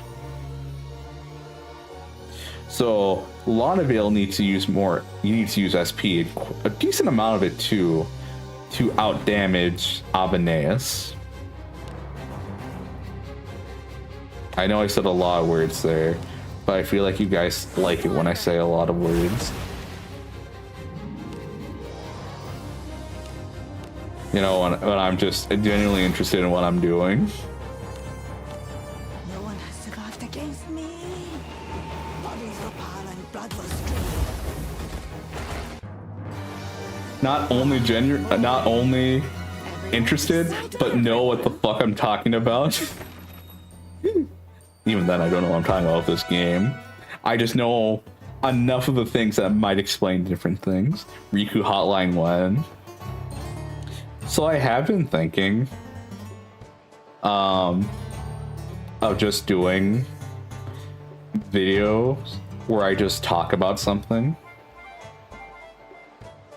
And that's it. It's just literally talking about something. There's like not really a graphic in the background, but it's just like something you could put on to sleep to, because that's what I've been doing is I listen to like Manly Badass Hero.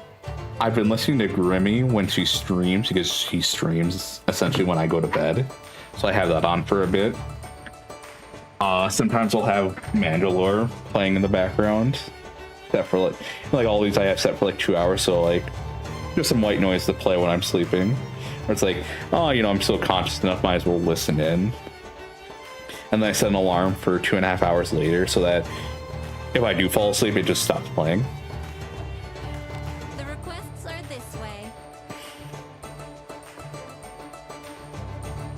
One of the things I'm really excited to talk about is Denji, and how understanding Denji is literally just a bell curve. Oh my. Safe travels. And I feel like the people who understand Denji the best are the ones at the far ends of the bell curve, where it's just guy dudes, and then people who are able to remember his actions and his motivations, and the people in the middle who like keep like the people in the middle who have the most trouble. It's like, well, no, there's like this specific story reason or whatever. It's like the story makes the most sense when you do this or whatever. But I truly believe that Denji's actions make the most sense when you just view him as what he is, which is just a dude, a guy. And I mean that unironically.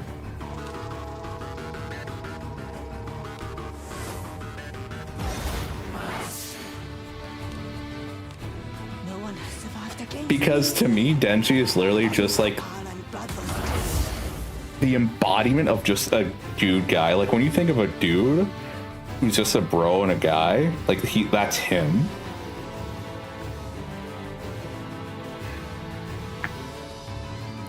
Like, I think the best example is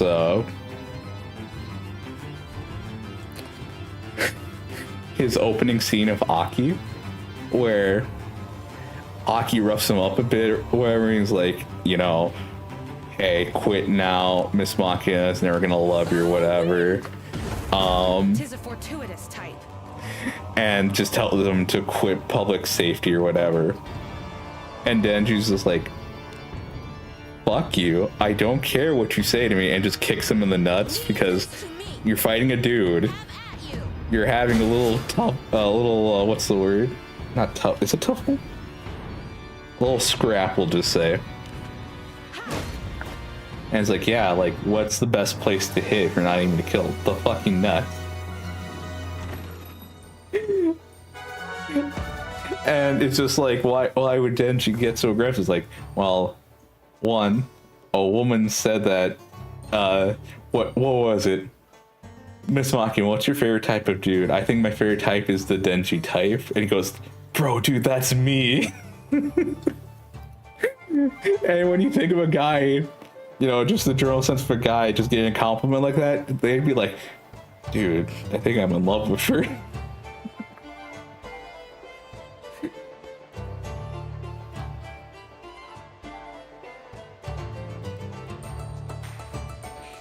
So yeah, I like viewing Denji in that lens because it just makes all of his actions make so much sense.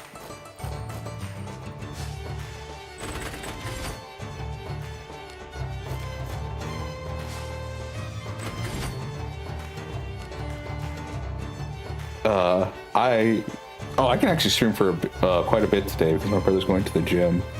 Then again, all I'd be really doing is just farming. Safe travels. Not really farming, just grinding for experience. Will you be staying? Yeah. You have need of me? Habanez, why don't my two favorite characters do not love me. Habanez, I gave a pass to because I think I got her Need like of me? Let's hear it. 2 or 3 months ago. But Yeka, I've had for like, I think since November. And I don't think I've ever removed her from the party. Shall we chat? So I'm not saying I'm hurt. I'm just saying I'm about to fucking cry. This room's understood.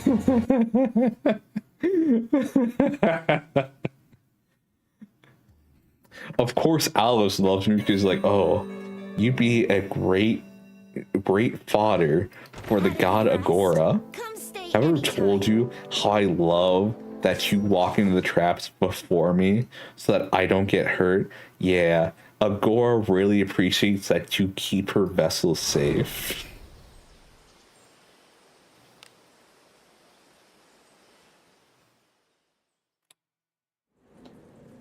Onward. Please. I guess I attract the crazy ones, am I right, fellow dudes? You get me. Let us continue. Okay, I know there's an enemy back here.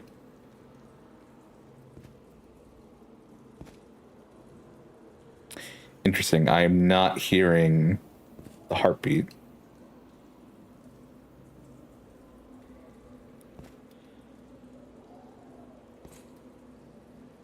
Did they not spawn this time? No, they didn't.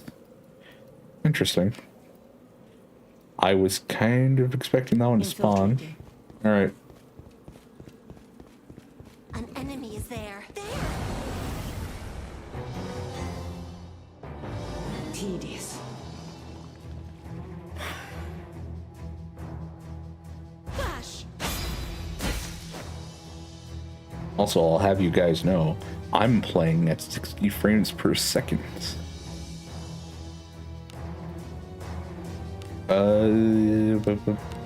Yeah, I'll use AoE. Type advantage. It's type advantage, but I did not do near enough damage for that. Survived against me. Bodies were I did not talk about ninjas, did I? So essentially, people are wondering what will happen when advanced classes come, because there's certain combinations / stats that characters will get that'll make them potentially, you know, into like a I guess an example is better. A lord, a paladin. What are paladins able to do? They're able to heal and deal damage. So a combination for that would be fighter and cleric. But because of how we have the class system right now, would units released at the start be eligible to become advanced classes? And how, what's the word? How much weaker will they be since they're not an advanced class if they're not going to give you the option to be able to do it? Oh, wind!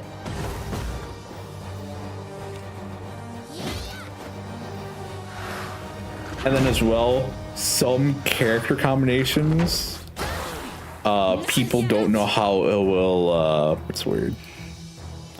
mesh with what we have. Like a knight and a fighter, people from what I've read don't really know what that'd be coming into, but a priest and a fighter would become a lord. A mage and a fighter would probably become a samurai. A thief can stay a thief, but I think it was like thief and mage would become ninja. Yeah, that's some of the things that people are wondering about, is how our advanced classes are going to be handled, and if early units are just going to get fucked because, you know, they were just early. Ooh, follow pit. So Lonavale can do a follow pit, it's just a really low chance because it's a level 1 skill and her luck isn't the highest. Abaneus, I have devoted a lot of resources into getting her luck decently high, and as well her follow-up skill to be higher, so the base chance is higher and then my luck modifies it to be higher. I killed the goblin and I'll fucking do it again. Tis an agreeable type. Critical or counter. Unwise. I missed.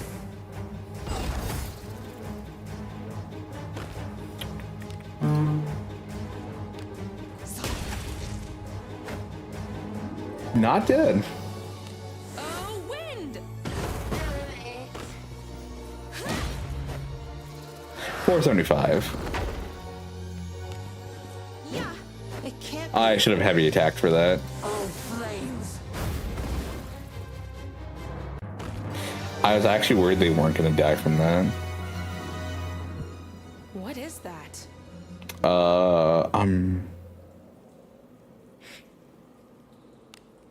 Alright, this is the minigame for opening chests. Careful now. This would be a lot easier if I was a thief. So yeah, essentially... Not the worst thing in the world, Let us but continue. I wish that didn't happen. What that I would be taken by surprise. I may regret what... Oh, thank goodness. We hit the 30. It should have been a 70, but it's a 30. Oh, flames. Tis an agreeable type. Yeah, whatever.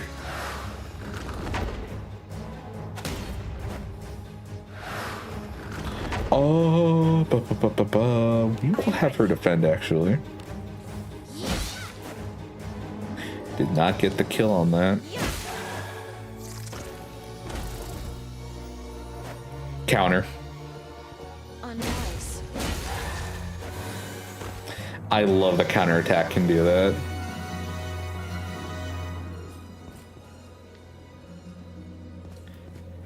So follow-up attack will happen as long as it is a regular attack, and counterattacks are considered normal attacks.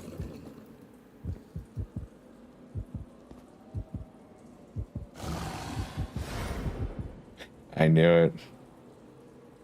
They almost got the ambush on me. Guys, I finally found a game I'm good at. You need not sully your hands with such drudgery. Flash!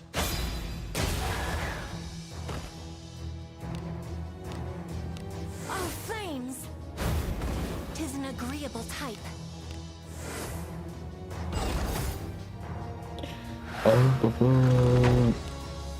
Let's do armor pierce. I think I need to get a fire spell on Yeka. Tis a fortuitous type. You are Earth. What? I thought this place was mainly meant to be...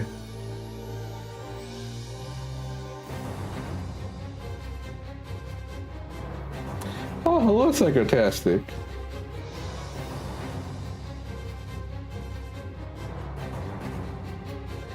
Did I call this thing a rat or did I call it a bug?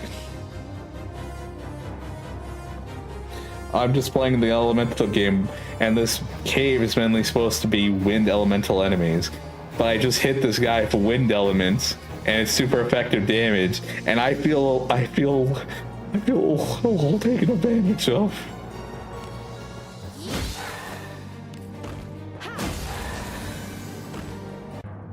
The valor of this feat is yours. You are the As is my look pride. at as much adventuring could be quite so entertaining. Yeah. Yeah, because working for the elemental system as per usual. Infiltrating.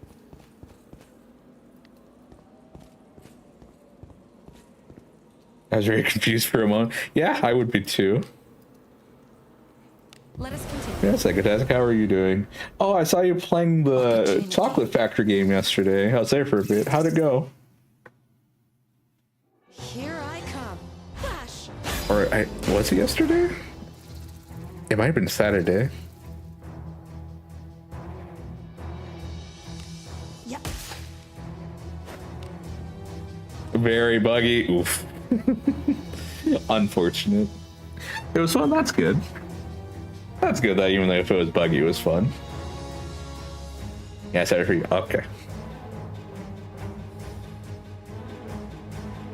So I'm assuming on Monday or on Sunday is the start of your like week for doing things. No, I think she was playing. No, it's not. I can 90% say that it's not the new Rune Factory.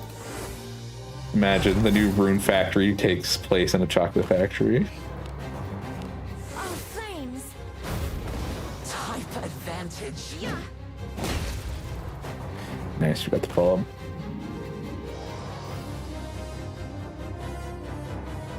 I stream on Sunday because it's Saturday over there, so I know people would tune in.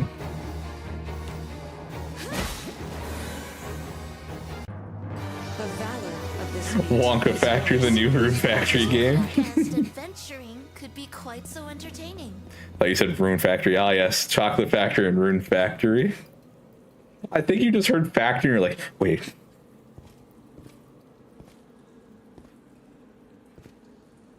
Yeah, you were paying. Yeah, you heard Factory. That's it. I'm kind of 1/4 paying attention. I know. You're at work. I understand. I wonder what other words I could say that aren't obvious to be like a dog whistle for you. Or you just perk up and it's like, what? Like there's easy ones like Silk Song.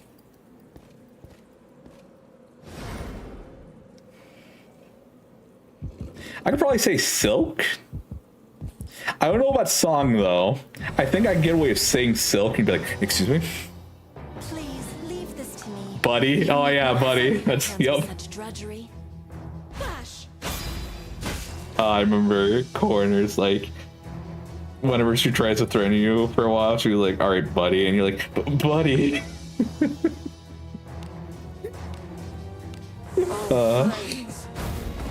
an agreeable time. It didn't help that Maxor and Ace Combat, not Ace Combat, Armored Core 6 use that word. Interlopers, be gone.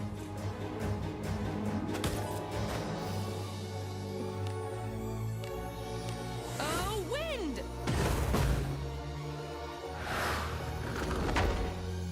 I like the animation, the whamming in this game. They are good. I don't know. It's just nice. It's simple. It's quick. Like it gives me enough time to appreciate the actual damage being like this right here.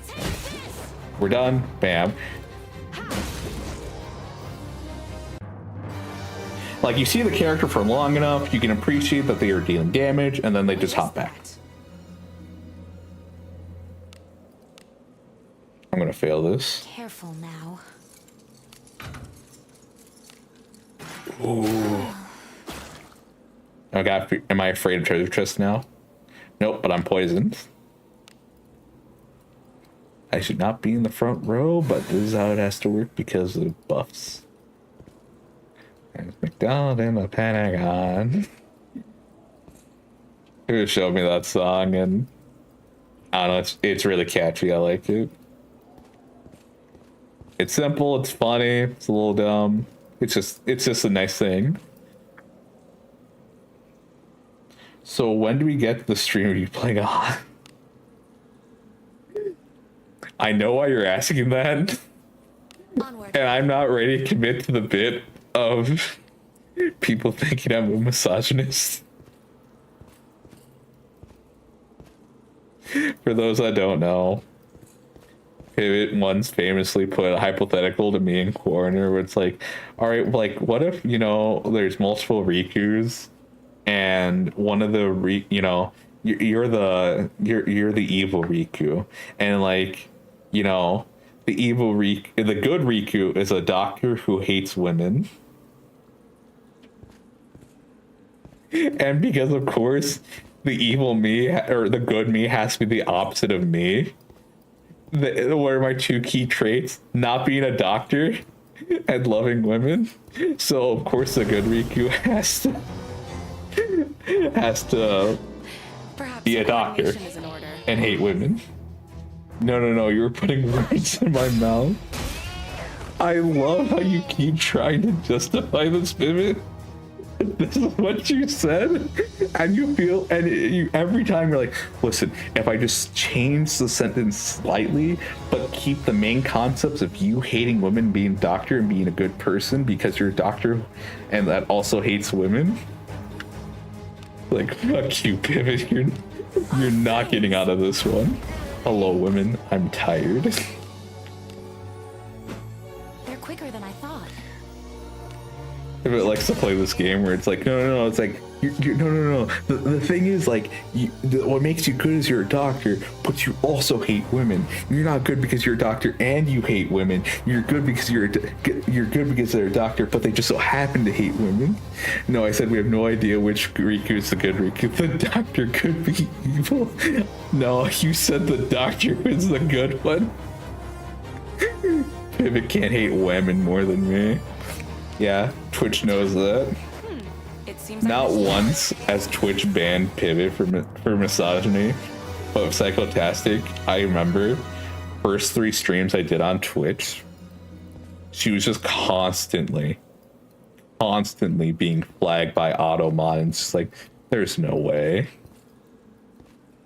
Like, I remember Psychotastic said, my mom can't cook, I think. And I remember the Automod hit her with misogyny. I'm just like, excuse me? And then, like, there's a few other things Psychotastic said that were just pretty mundane, like, but, like, they just kept getting flagged, and it's like, okay, what the fuck, my guy?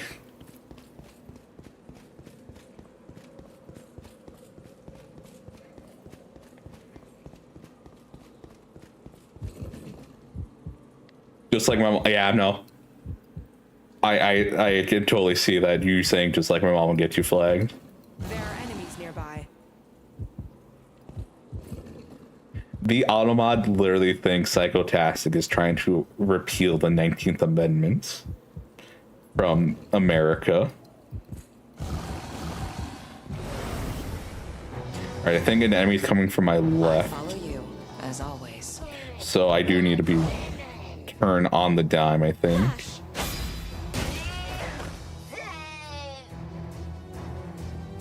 Muscle Man banned from Twitch chat day 1. I'm here to destroy the women empire. Exactly. Oh, flames!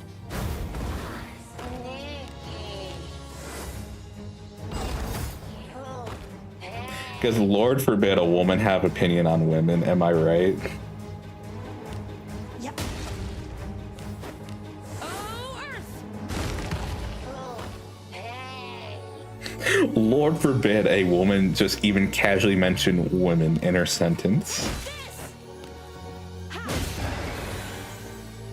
Am I right, women? I suppose that's Surprised you weren't banned for that one.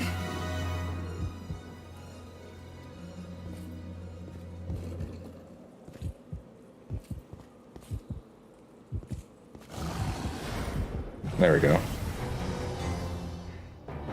I have your back. Yeah, the reason why Pivot wants me to play Hospital Simulator so I can roleplay that. But I don't know Oh, flames! how far I'm allowed to go and be a doctor.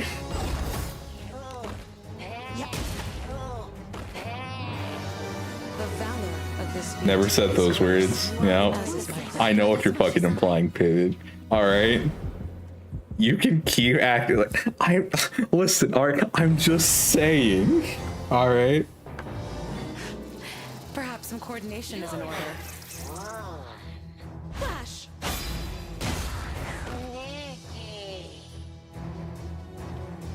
Oh, Rikku, you're not listening. No, all I said was the hospital simulator in the context of, you know, not liking women. Also, I've mentioned this multiple times throughout the last year or two, but, you know, this hypothetical.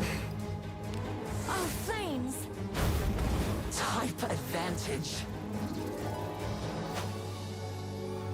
You remind me of the fucking episode from South Park where they're like, no, we weren't saying, you know, shoot some kids. It was more of a question, like, shoot some kids? It was a question. Wow, guys, real women haters in chat today.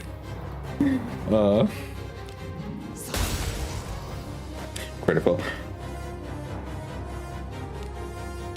Oh, wind!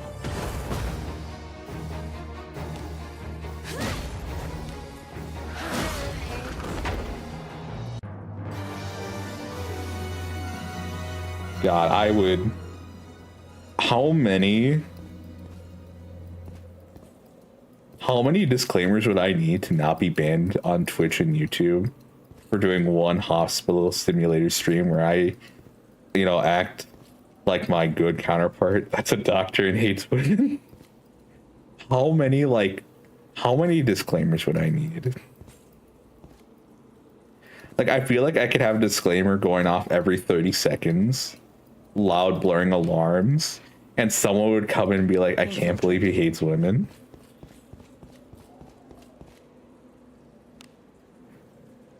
As ordered. And then I have to play the game like there are so many streams of me. POV, your toxic doctor boyfriend gives you a checkup, should do it. This feels like it could work. Man, imagine I'm a doctor and I have a girlfriend, but I hate women. I do it as a, what is it? A social... This isn't a joke. God forbid a man asks a hypothetical. Kids? Yeah, Pivot. Yeah. Fucking pop-off king. Ask your fucking hypothetical. Your toxic doctor boyfriend. I feel okay. I know I've seen some of these ASMR things with some whack titles, and they're still up. Also, there is a demographic for it, so you are right. I do understand that you're not joking about this. But man, that we could do this. Oh dear Lord, we can do this. I think it'd have to be ASMR though. I don't think I could play a game.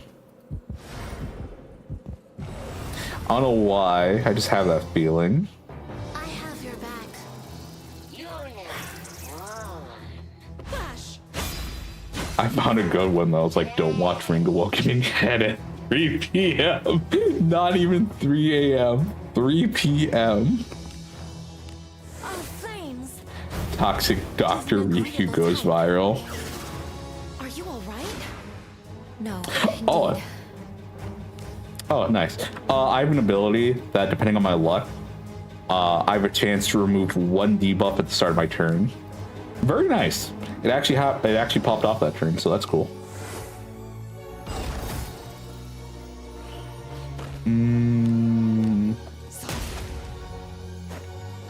Not dead, and that was like 330 damage. I think they have 350 health. That makes them a little annoying to kill. I just need to bump up my attack though on that character. Should be fine.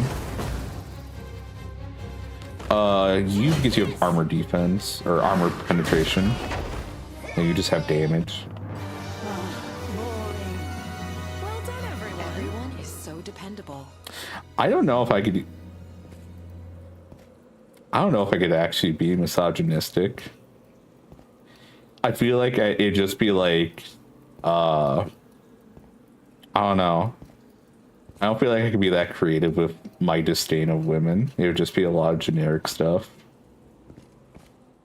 I know it's easy, but I need Enemy is there. like you should unlock your inner beast. I have to unlock my inner Sigma male. Gotta listen to some Andrew Tate podcasts. I have to be like fucking Ethan Klein, where he had Filthy Frank on. We're like, women, you know, I'm not. No, I'll repeat what he said. Ethan Klein was like, women, you know, just in a natural saying, are meant to be dominated by men. And fucking Filthy Frank, you know, the person in the description who goes, everything I say or do should be the epitome of what you do not do. And he just looks at the camera going, what the fuck is this guy saying? All flames. Is this guy being fucking for real?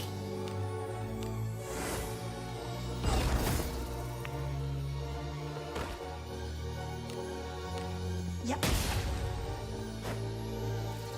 So yeah, they have, I think they have 350 health. So if I bump up her attack just a bit, I think we can one kill him. That also means one attack needs to be critical. Eh. Oh, wind! I do appreciate that Filthy Frank still likes his fans who like Pink Guy, because his music's actually nice. I don't listen to it too often, but it is nice when I do listen to it. Job well done. I mean, the only reason he really had to quit was just because it was tearing his throat, and he wanted to be a singer. Let us continue. Ooh, they got me from the side. So you'll see this should be an ambush. No. So it might have been the thing that the game registered I was turning. So I came at them head on and then I didn't get ambushed. Unless it's also the thing of when you get, because I know from the back that's a guarantee, but maybe from the side it isn't a guaranteed ambush. Oh, flames. Type advantage.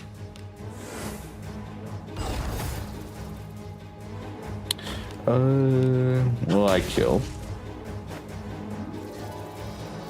That feels like that was also 350. I'm gonna play that back. How much damage did I do?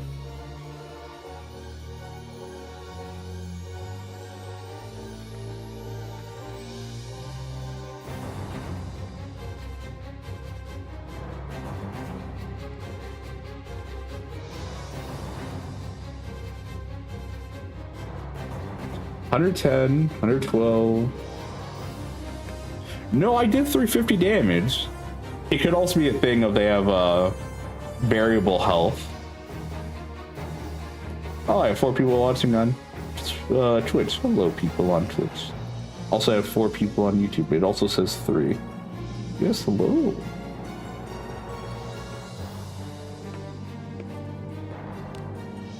For those not in the know, I do love women. Oh, wind!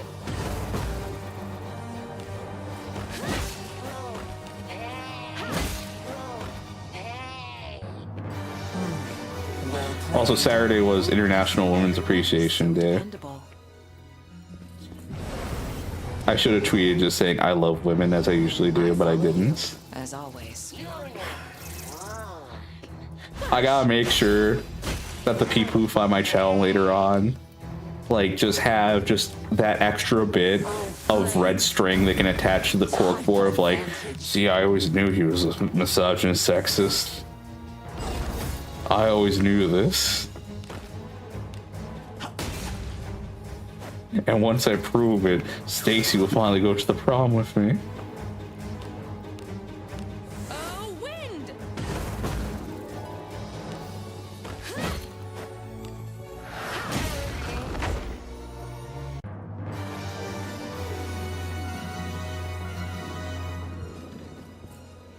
Don't you see his VTuber model? He's a femboy, and obviously that must mean he hates women.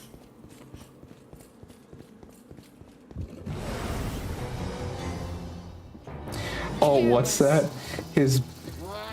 One of his best friends is also, I need to comment like, I can't be a misogynist. My mom is a woman.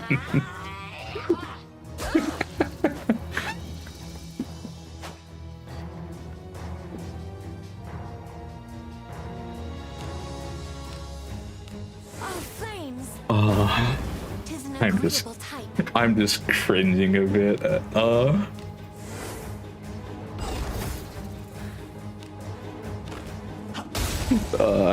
I'm just thinking. Oh, I don't know if I brought this up already. Ninjas have a chance to instantly kill enemies. I don't know the proc rate, but it happens decently often. And because ninjas hit, technically 3 to 4 times. Because they hit twice with each weapon, and then they technically do a third hit when they do wield. But yeah, the chance to do a crit is decent for what it does. Oh, wind! But I just know one day people are gonna come gunning at me, and they're gonna have so much on their cork board, and there's just gonna be like at the center is like sexist, misogynist, girl boss hater. Oh, he's friends with Coroner, and Coroner says sometimes misogynist things, so that's why he tolerates her as a woman, because she says misogynist things. It all makes sense, you know. I've always known it.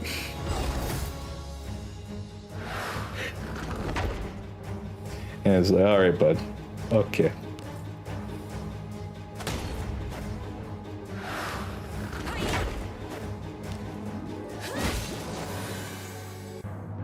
A job well done. Who could have guessed adventuring could be quite How can I be sex? How can I be misogynist? I love Pivot's mom. Pivot's out here catching strays, and he's just trying to survive the workday. All right, what I get. One complaint I do have about this game is that I wish I could use an item I just got on an ally. So like I got a healing potion, like, oh, I could just heal some, but no, you gotta discard it. That is one change I would like. But they got other things they need to fix first, but that would be a nice quality of life.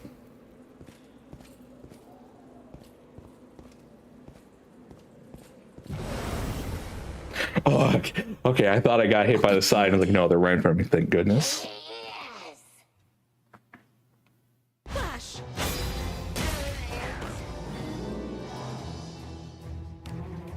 Pivot right now, he's paying 1/4 of the attention to the stream, but I know for a fact that even if he didn't hear that, what I just said, his fist is just like curling up, like it's tightening. He's just like, why am I pissed? Why am I so angry?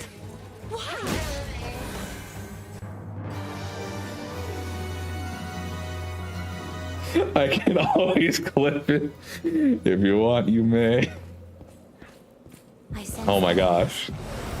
Proof Rikki isn't sexist. And it's just, how can I be sexist? I love Pipit's mom. Here I come. Flash! I wonder if they even let you put that on the tile, or else, or if you'd have to like put an asterisk over the, or instead of the E.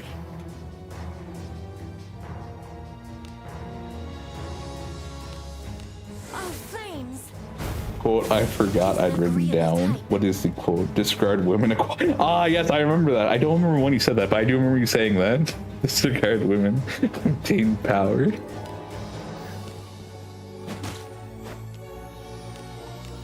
No one has survived against me.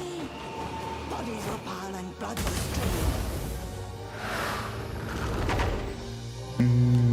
I don't think we'll be able to kill the big slime this round. We're just going to try to do as much. Oh, you know what? Leave this to me. Have at you.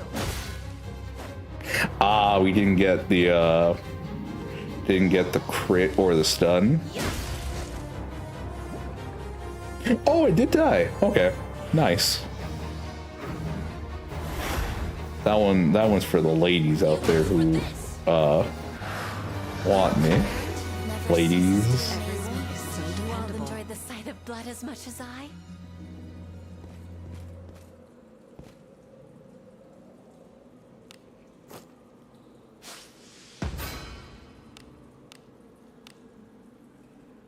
Onward.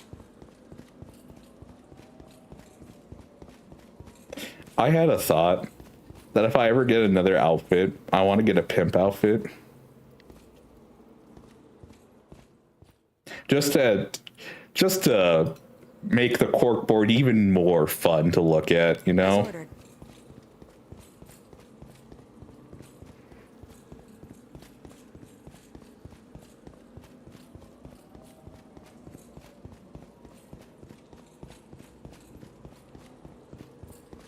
Another fun option would also to be to play a visual novel, pick the route where I end up with a man when there's like also a bunch of women you can choose from, and just be like, well, he has to be misogynist because in this game where you had a bunch of options for women, he chose a man, thus cementing the fact that he hates women because he chose the man instead of the girls. And also he wore his pimp outfit during that stream, thus showing that, you know, he really doesn't view women as people. I feel like I can go places with this. This would be a very expensive joke, but that's the kind of thing that made me laugh.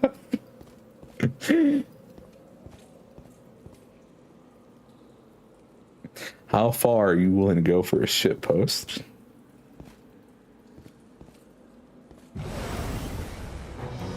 I don't love him, not because I'm misogynist, because I'm homosexual. Your hands with such drudgery.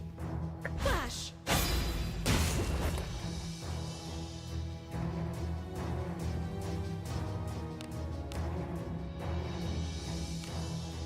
Oh, flames! 'Tis an agreeable type. I'm trying to remember, there was a stream I wanted to do.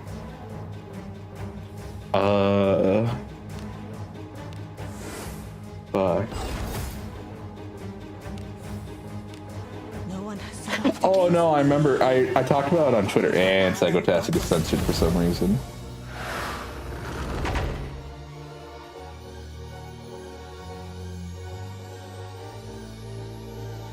Because I'm just going to assume Automod decided to have a moment again. Wind.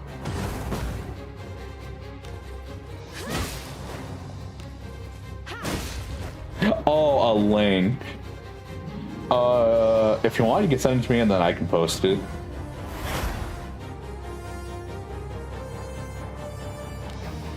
Oh, flames!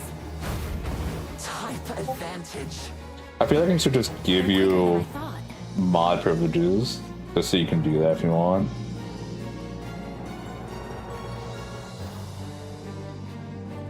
Thank you. Alright, I will put this in. Okay, give me a second. I gotta do this to the websites themselves, which is fine. I already have them open.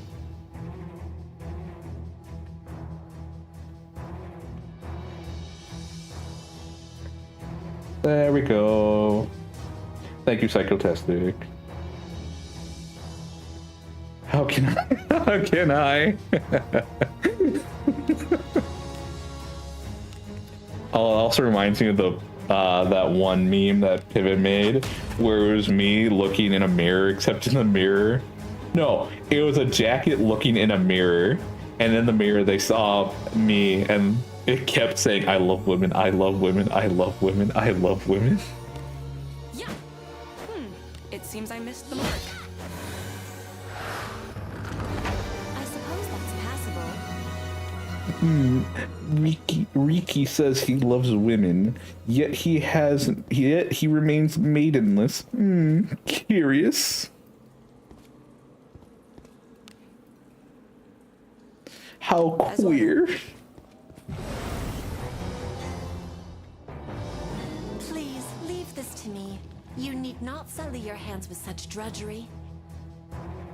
Here I come. Flash. He must be European.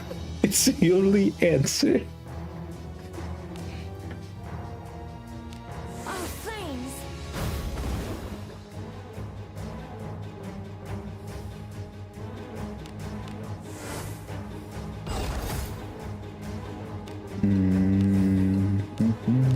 How will you say it? No one has survived against me. Bodies are piled I wish you had a few lines for that move. Then again, I might not be paying attention, or it might have all just like morphed into one utterance for me, but I do wish you had a few more line variations for that.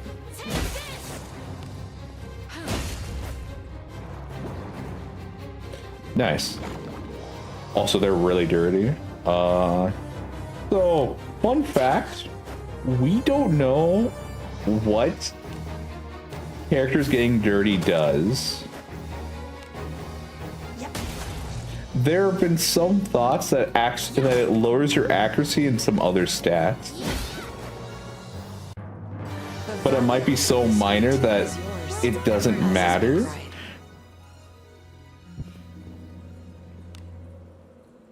So I would be very interested to learn that one day if being dirty actually means anything.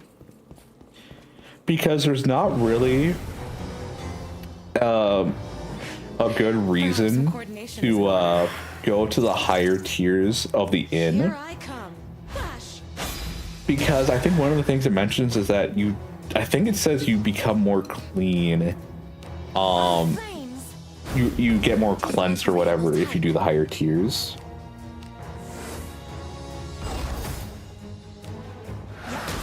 I do think it'd be cool if that was a thing. Oh, wind!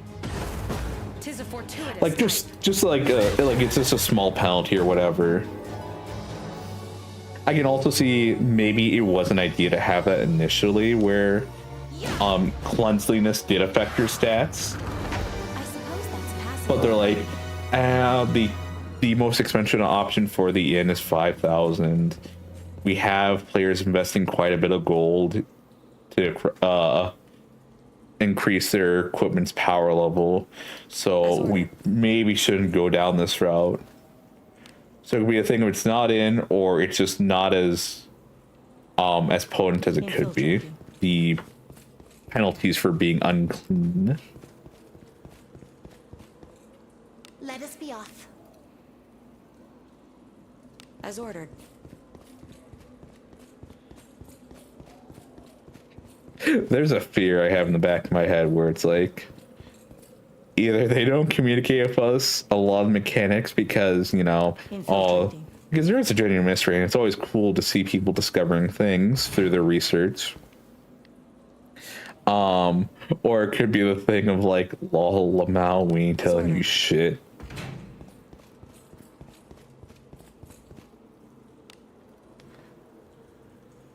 As ordered.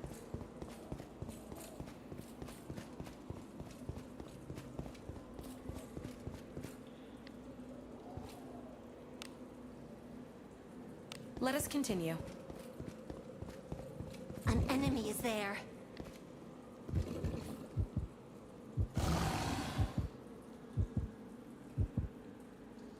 Which way? Excuse me? Behind. What? Fun fact.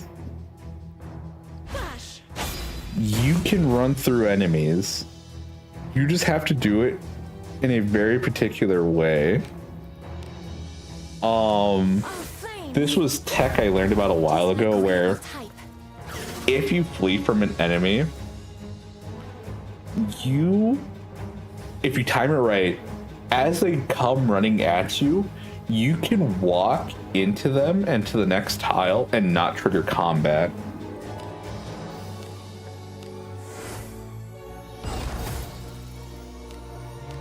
Yep.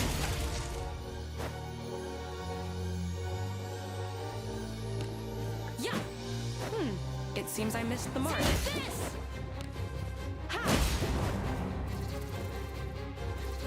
Right, I think after this we'll return to town. Maybe get into one more fight. Oh, it died. Just as expected. Everyone is so dependable.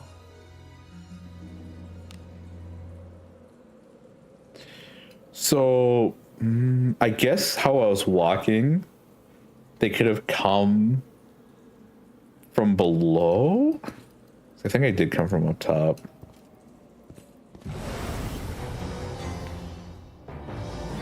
Tedious.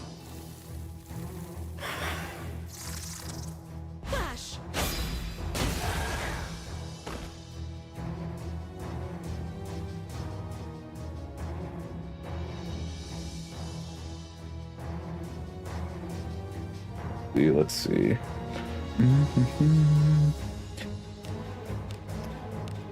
Guess let's get rid of these guys in the back. An agreeable type. Will this kill? Do they have 300 health? They might only have 200, so it might not have been. Okay. Wind. Oh, wind! 'Tis a fortuitous Again, type. I'm still confused that they're Earth when this is supposed to be the Wind Dungeon.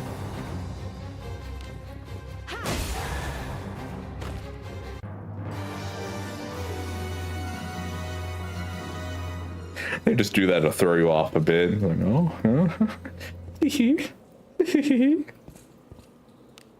aren't I just quirky? All right, and now we leave. Infiltrating.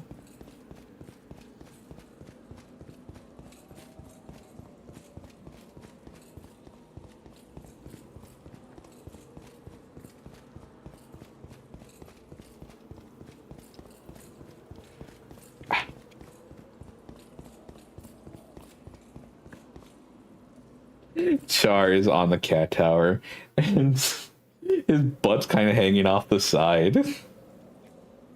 As ordered. But he's resting nice, so I mean he's been like that, looks like, for a few hours.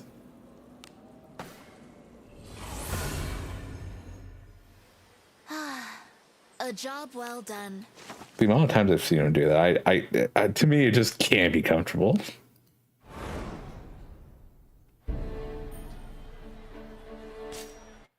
Oh, what's in the ruins? Oh, it's just more stuff I could so I have a lot of stuff I could turn into equipments. But I am got a lot of space.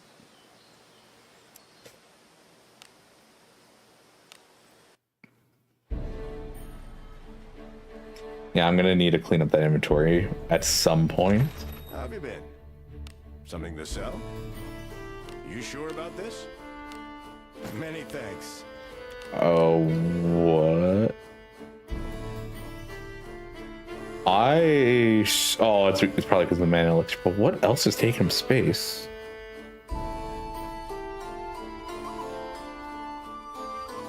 I had like 3 extra spots I could use.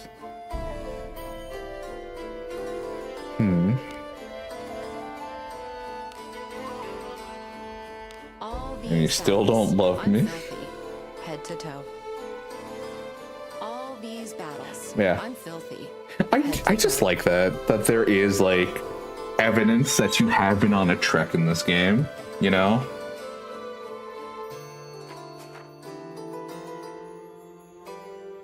This filth brings to mind unpleasant memories. Also jiggle. I wasn't expecting wait.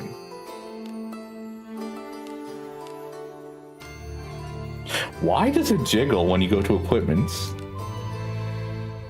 Why? Like, I can understand when she's like moving in, but like she's...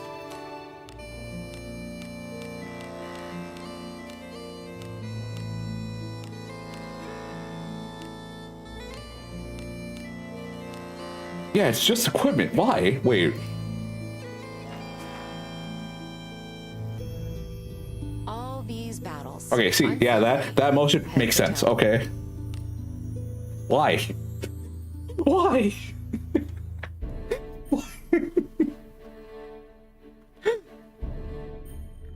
Did we need jiggle physics for the equip screen?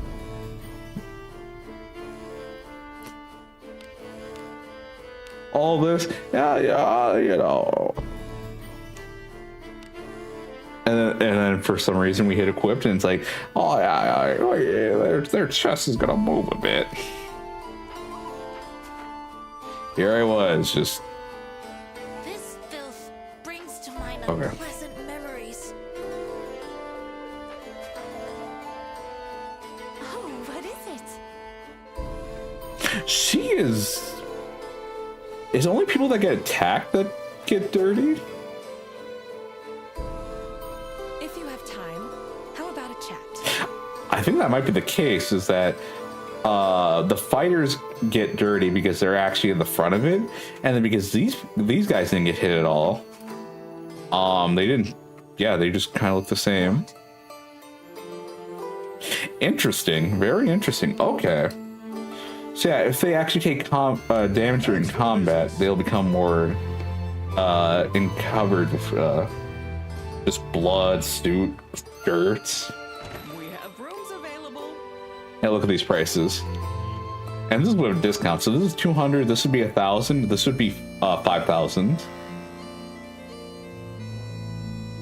You want? I'll spoil them again. Everyone who stayed here turned out to be someone great. I am pretty great. Thank you. I thought the game crashed and I was gonna laugh. I was so ready for it to crash.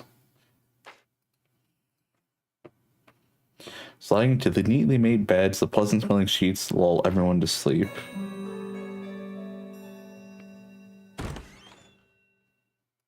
Dear guest, thank you for staying in our royal suite. I trust you had an incredible experience. This is a souvenir for your stay in the royal suite. Potion of greater healing was put into storage. Kindly bless our inn for your patronage again soon. Your sword. I'm now even more refined. Oh, I'm a sucker for that. The fingerless gloves. Oh, her luck didn't level up. That sucks. Kind of hoping her luck would go up again. Yeah, luck is the stat I want her to have the most in. Not gonna... It's like her third highest stat. Still, I wish that would have been higher because not counterattack, follow-up attack relies on that. Besides just having...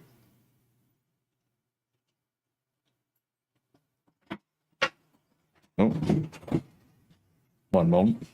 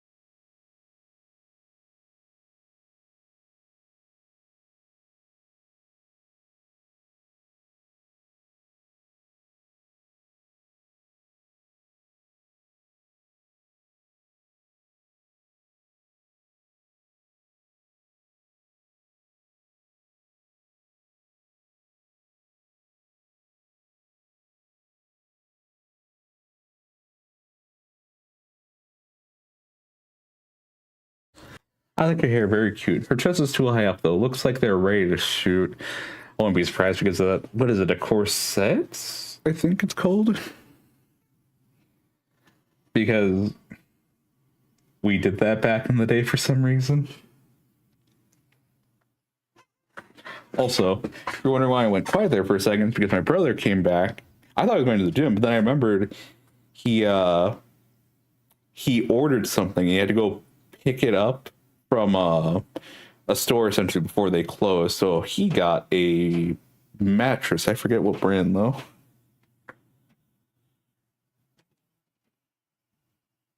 That's not how a chest looks with a set on. I wouldn't know. Gravity is still a thing. Yes.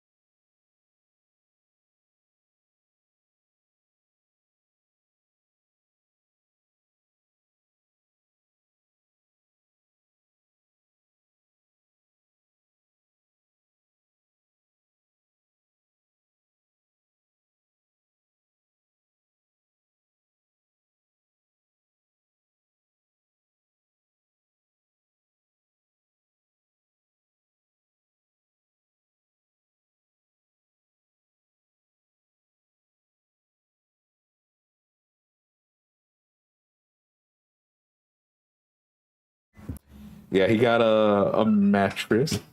I don't know what brand. Yeah, no. The delivery people were just being like,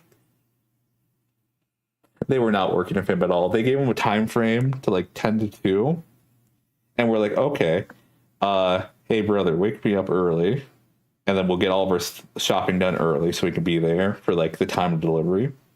They came at like 9:20, 9:15. They're like, oh, hey, like you weren't there. So we gotta cancel the delivery and you gotta try again another day. And just like, what do you mean?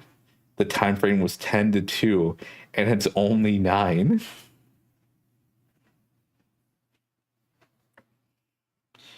So yeah, he essentially had to get off work and like speed all the way over there. Also, I kind of like this frame. I kind of want to take a screenshot of this. I will actually. Oh, it's just a nice. I like the angle she has. It looks very nice.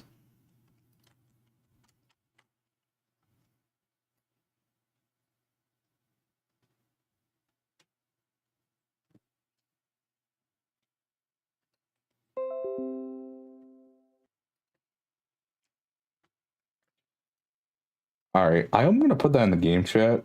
I don't know if. Yeah, it's just a place to put it.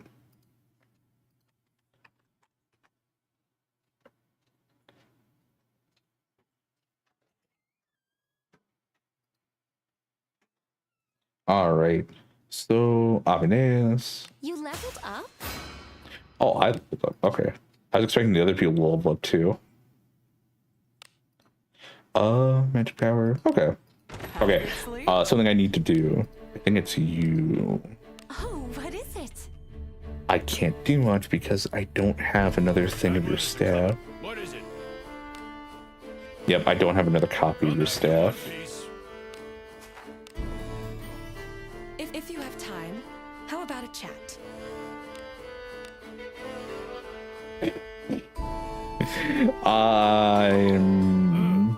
What is it? I don't know if I want to upgrade this anymore. Come back in one piece. Someone I'd want to upgrade their equipment can't is her.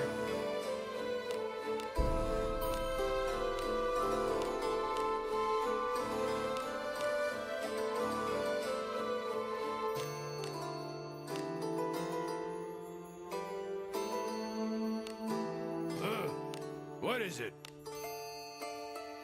Come back in one piece. I only have 2.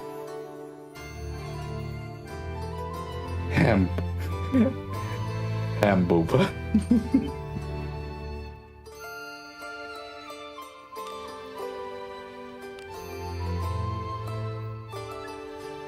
Oh, and I already gave her this. Okay, I can't.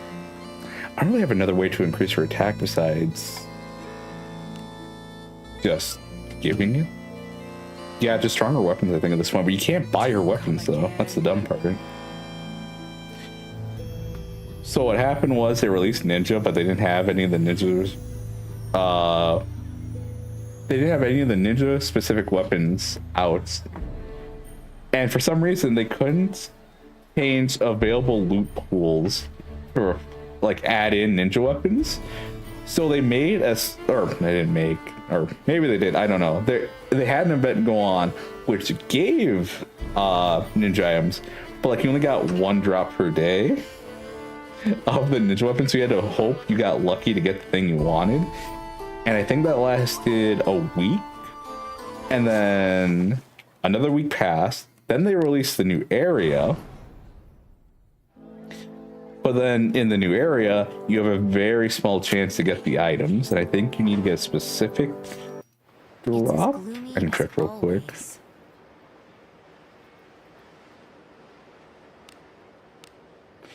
Actually, if you had kunais, that'd be really nice. Of course you don't.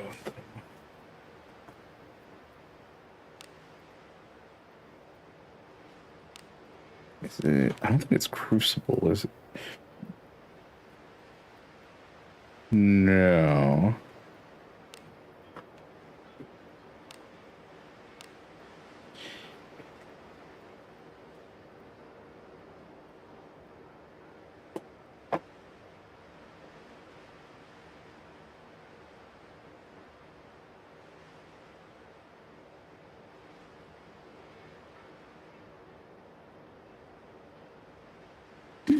There's so many items you can pull from this. It's I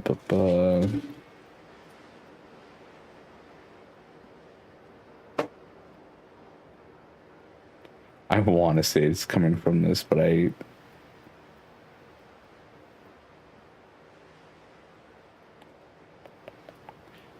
look at all these things you could potentially get, and they might be very crap quality.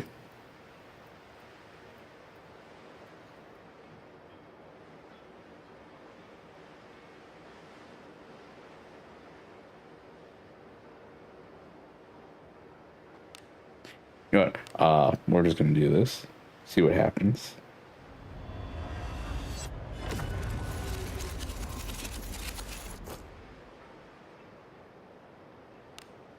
Oh, we got one more copy of this.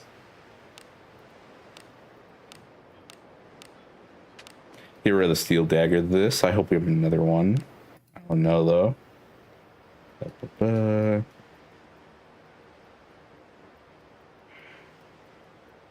Fortress, trinket. Because I do need to start combining stuff.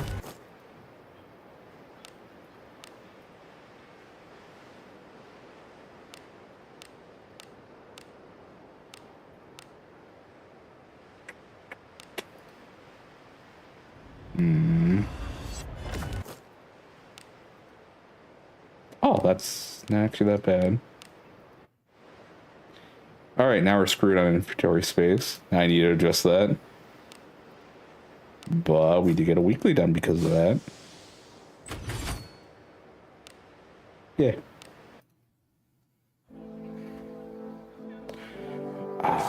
Spit it out. Extract. Acquired. Newest. Get rid of that. Watch turn to dust. Of course we got the worst.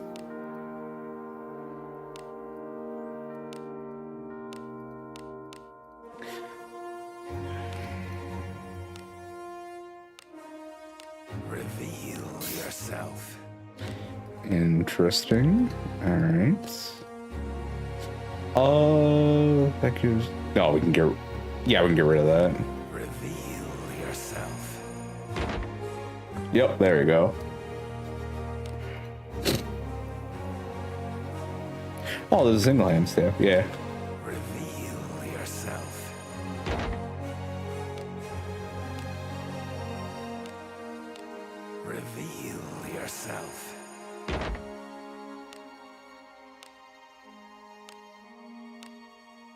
Reveal yourself.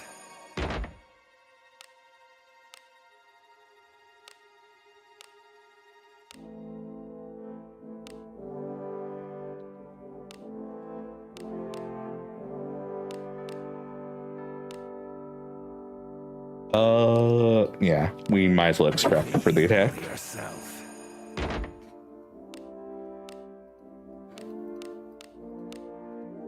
Reveal yourself.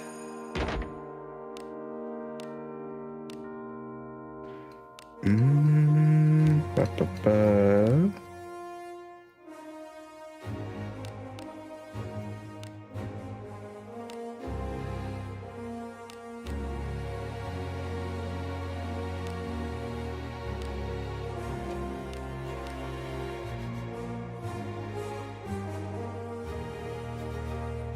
I'm gonna call that good for now, I think. Just see if that's under 600. That might not be under 600 items, actually. Do come in. Let's see what you have. Nope, I need to get rid of 5 more things.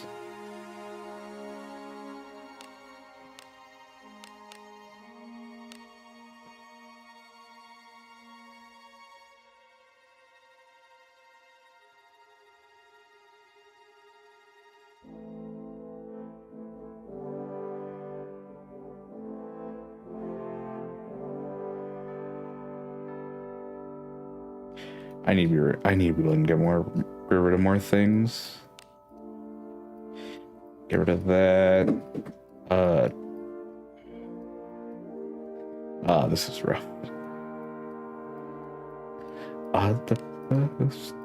Yeah, and get rid of that.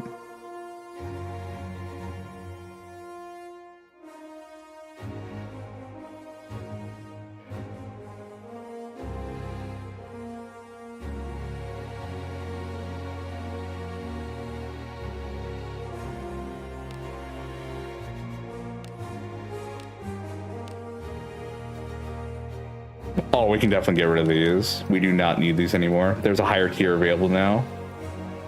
Okay, yeah, that makes life feel a little easier. You know, being able to get rid of all this stuff here.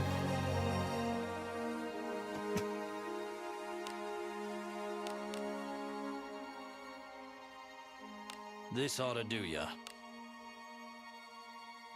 This ought to do ya. A pleasure. There we go. Yeah, getting rid of the old Soon. killer stuff because we got a new set during this round. Anyways, how close are you guys to a level up? Hello? Alright, so I need another 4 levels on this guy. Where I can finally switch him off. Mage, because I'm gonna be honest. MCS Mage is not that good.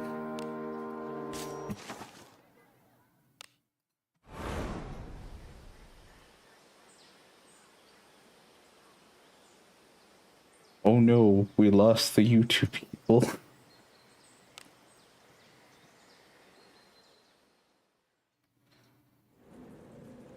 Off we go adventuring. Alright, Infiltrate. let's do the usual. There's an enemy. Oh, nice. I follow you, as always. Flash! It can't be. I missed. Oh, I thanks. missed. 'Tis an agreeable type. Evade? Nope. But we did take reduced damage from it.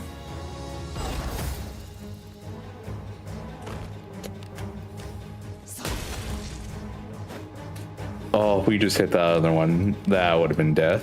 Oh, wind! I am not deterred by poison.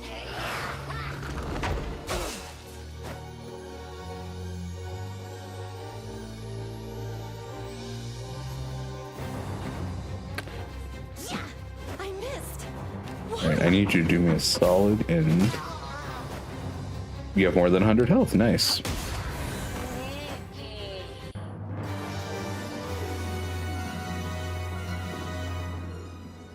Oh, now that they're level 51, they're taking reduced healing from, or reduced EXP from this dungeon.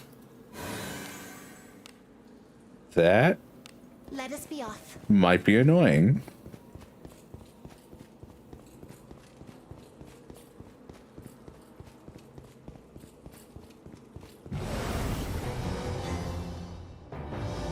Where did that come from?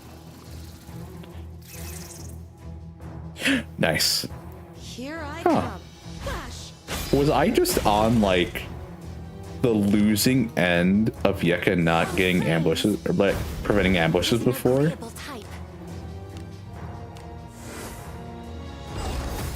I don't know, like there was a good streak where she was not preventing any ambushes. Okay, so I think they do have 400 health. Yeah!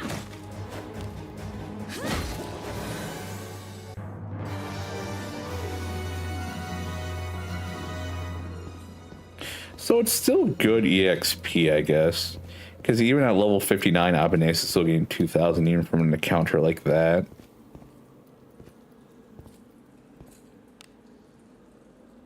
Here I go. You're taking that route. I could have sworn there was a shorter route.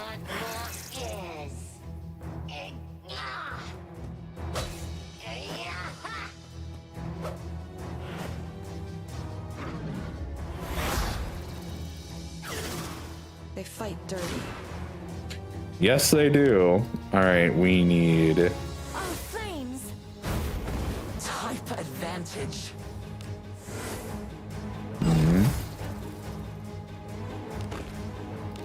Yeah. Oh, we got a critical. Nice. We need to get rid of the confusion because Abanes has a very good chance to one-tap anybody. Take this!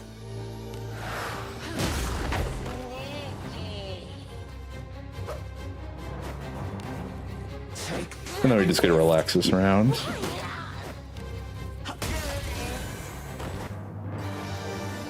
sound victory, just as Everyone expected. is so Well done, dependable. everyone.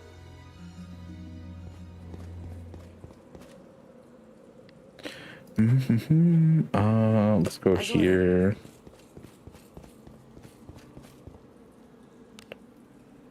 Let us be off. Perhaps some coordination is in order. Flash!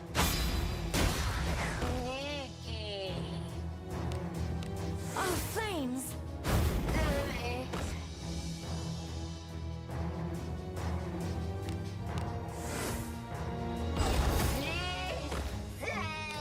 Yeah.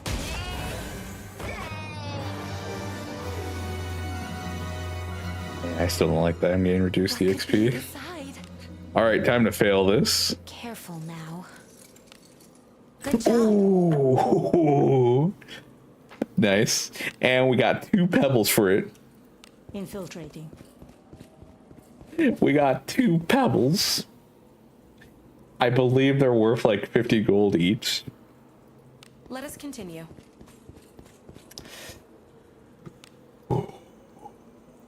Onward. Pain. Echo. Onward.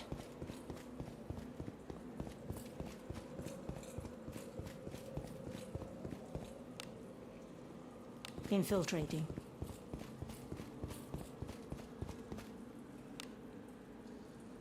Let us be off.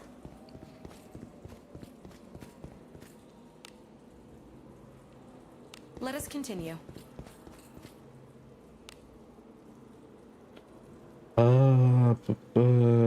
Infiltrating. Let's go right here because I think it'll force me to take a long way to the next area I want to go to.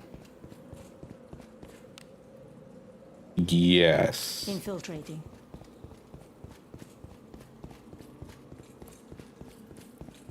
It's just like RuneScape. Real fans remember my RuneScape streams. There! Please leave this to me. The 3 consecutive streams I did Such drudgery. of just fishing. And then I forget, I think I did a couple days of me just trying to get the Dragon Warhammer to sell. Oh, flames!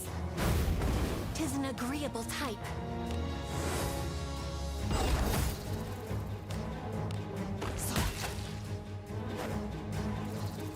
I really, really wish you didn't miss. But I don't know what to do because I've already given you so much accuracy. Wind! But I guess against the Flyers, they have a lot of evasion. I understand. But I gave you a lot of accuracy, though. What do you think is inside? All right. Will I get another 2 pebbles for hitting this? Good job. I got 3. Oh my gosh. That's some horse shit. Infiltrating.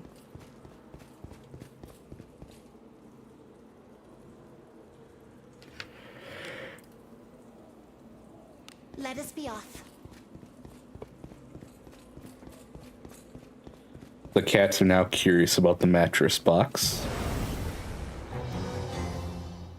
I follow you, as always. All right, not an ambush. I thought there could be another case of where I got attacked from the side. Oh, flames! 'Tis an agreeable type.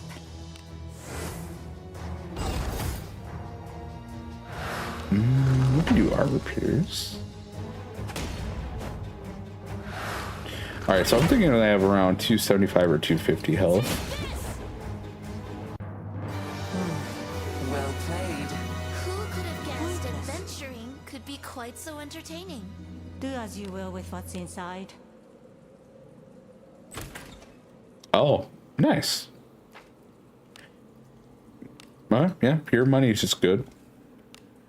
Onward. Ooh. Initiative. Yep. When I don't hear music, I know I got initiative.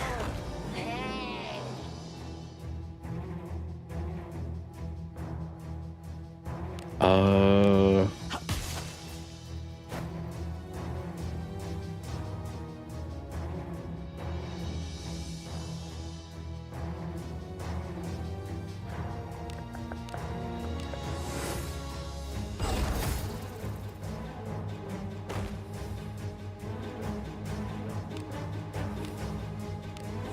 flames! 'Tis an agreeable type.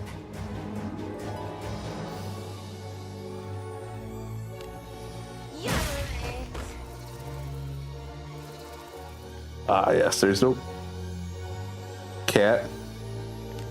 Alright, give me a second. What are you playing with?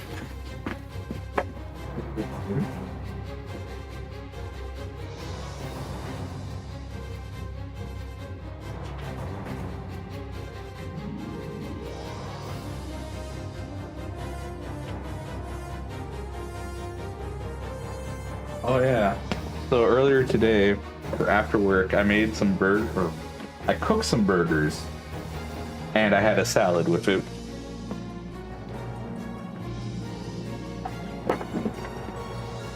The burgers were pre-made. They were from a store. And I'm gonna be honest. I did not care for them. They were not that good. My burgers are better. I missed. Why? I suppose that's pass mode. What is that? Then again, I feel like if I cooked them over a grill, they might have been better. But then again, when I think about cooking my burgers over an actual grill instead of just the oven, I feel like I still win. Because I'm a winner. I win. An enemy is there.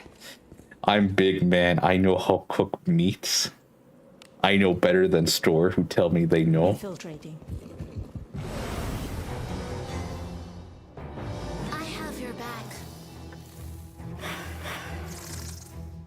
Here I come. Flash! Just heard a lot of knocking at the door, and well, not my door, but just some, I guess a window or a door. Agreeable type.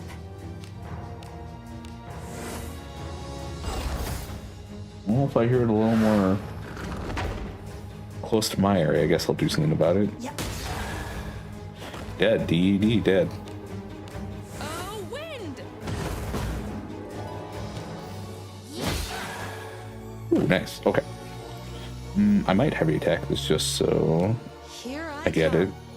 Flash. Because heavy attack has extra accuracy. Oh, that was a nice angle. Boring. You all enjoy Well the done, sight of everyone. blood as much as I. I'm gonna be sad when they change how that I have your back. on the minimap. It looked like that enemy was behind me. Flash. Ha. Also, Rikku is very low on health. Or not health, MP. Oh, flames! Tis an agreeable type. Interlopers, be gone! No one has survived against me. Bodies will pile and blood will stream. Oh, wind! Nice.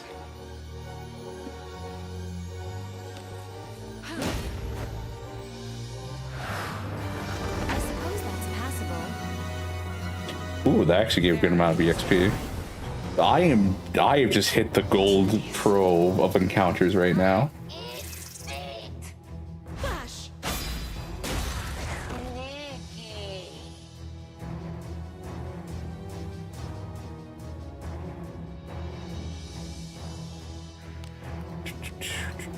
Oh, flames!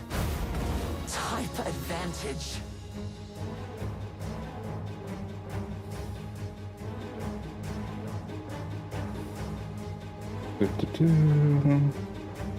Okay.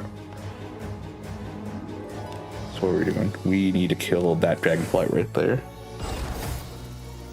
Also, I'm just trying to make sure the cats aren't doing anything too dumb for the box. Oh, nice. Okay. Get rid of you. Wind.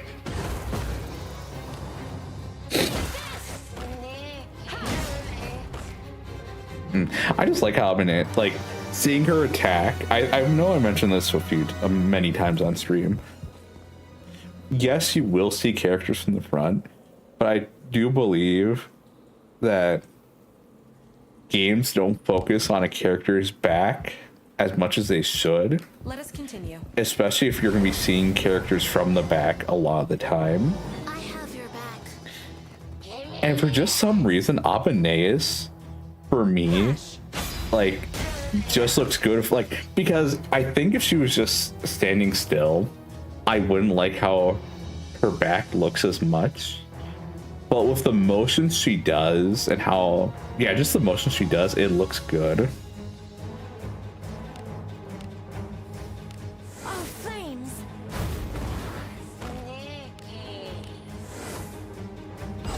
Like, Lanavale, when she attacks, I don't, Yep. like, from the front, I think her outfit looks nice, but because of the back, all she has on is her cloak, is just kind of eh. Yeah, it's just, you just mainly see the cloak, and sometimes you see the outfit she has underneath, but like that's, you see blonde, and then you just see the red cloak. And that to me is like kind of boring. But with Abaneus, I don't know, just Coordination is in order. everything mixes well together. Flash. Yeah, no, to me it just looks cool. Oh, flames! Type advantage.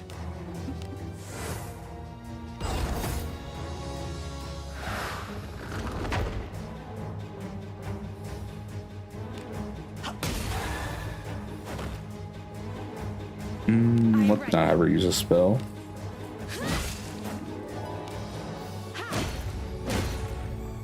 Yeah, follow-up attack. Oh no. I missed! Why? Nice. I'm the best. I'm the greatest. Pointless. This is where I go So rabid. dependable.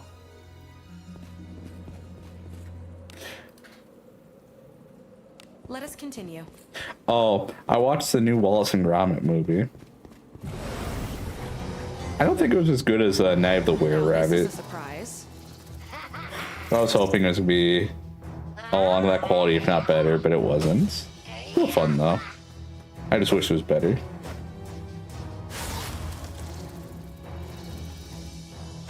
Yeah, it was still good. Yeah. Oh yeah, no, it's still good. I liked it. I just, I don't know, man. Like, Night of the Were-Rabbit to me is just always a good one to put on and watch. It's just so fun. Oh, flames. Yeah, no, still good. Still very entertaining. Type. And then I watched Captain Underpants in order to get ready for Dogman. I am so happy that they put in the effort that they did for Captain Underpants. Oh, wind! Like, that is just a good movie.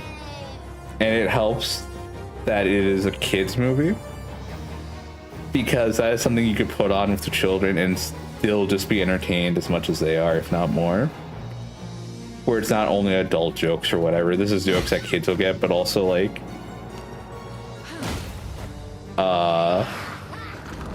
I don't know. It's just nice that it has this level of quality. Dogman, watch the other day, was fun. My favorite divorce family film. Aw, kids, you're over here for the weekend. I thought maybe we could watch some Dogman. Like, oh yeah, we love Dogman.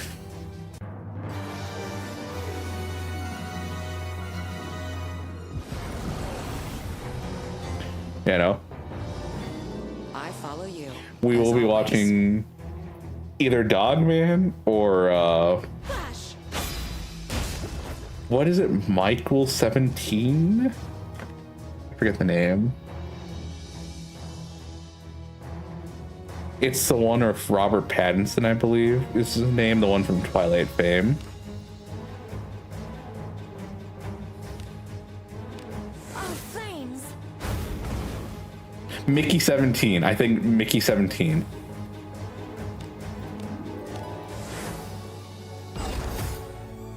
Oh no. Captain Underpants doesn't seem my kind of film. It is definitely my kind of film, me and my brother. Against me. It was just really dumb humor, and we could get behind that.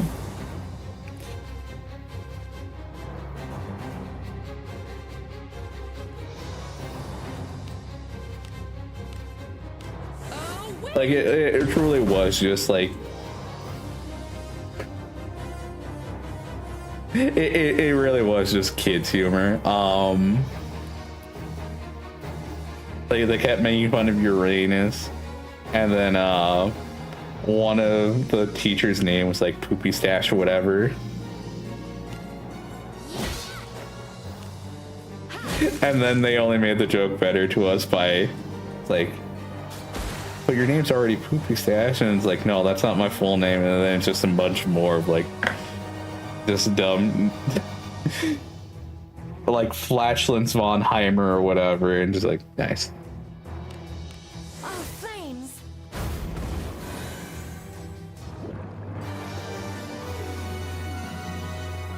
And give me a second. Char's being weird about... Oh no, I think he's just picking at the box. Not really doing anything. I'd rather he didn't though. We have the initiative. Praise be to Agora's blessing. No, he's jumping on it. Oh yeah, he's leaning back. Yeah, he's trying to get that angle. Oh yeah. Yeah.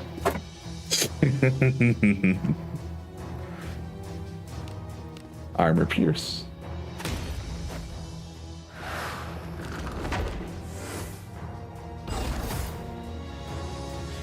When we watched Little Soldiers yesterday. Ah, Little Soldier, is that the one where the toys come alive? It was Diary of a Wimpy Kid, Captain Underpants, Diary of a Wimpy Kid, Roderick Rules. Oh, give me 1 second. I need to move one thing. Oh, you're fine. Well, you don't need to jump down. I see.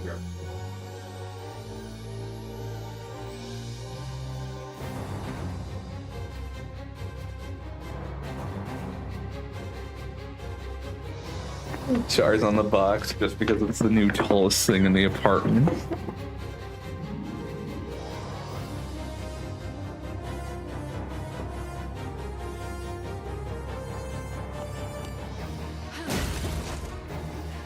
The Gorgonites are completely useless. I remember. What could be inside? Yeah, because there's like the Action Marines, and then there's like the Xeno alien things that were the good guys, and the Marines were bad. But like the Gorgonites. I just remember the military units got a lot of things done, and the Gorgonites kept being like. I remember one of them talked like Xavier, except they didn't have any of the charm of Xavier. For some reason, like, in my head, just one, like, the main Gorgonite sounds like fucking Freddy Fazbear from Security Breach, like, Gregory. You have to vent. As ordered. There are enemies. I'm pretty sure he sounds nothing like that, but in my head, he just sounds like Freddy Fazbear now.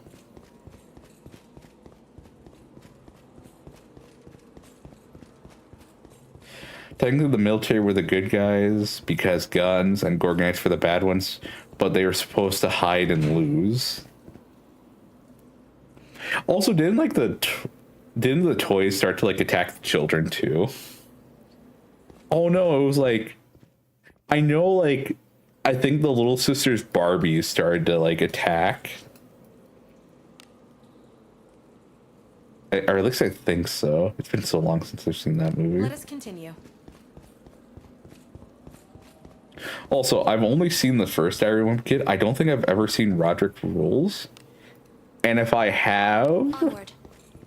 There are enemies nearby. Yeah, if I have, I just don't remember anything from it. I feel like I may have walked in on that movie as it was like nearing completion because I don't know, I feel like that was one of those days where like you choose what to do, or you had events, certain events were going on that day. I don't remember. Oh, flames. Big sad. We'll watch it one day. Are you all right? I just love that people Indeed.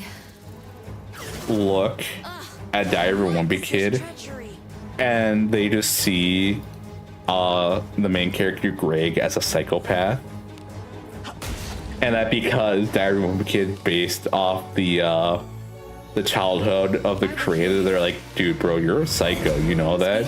You were actually a hazard to society.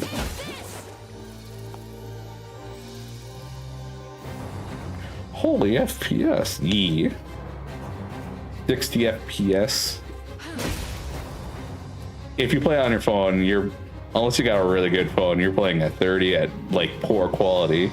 But since I'm playing on my big boy computer, I'm playing at 60 frames per second on whatever okay quality is for this. Flames.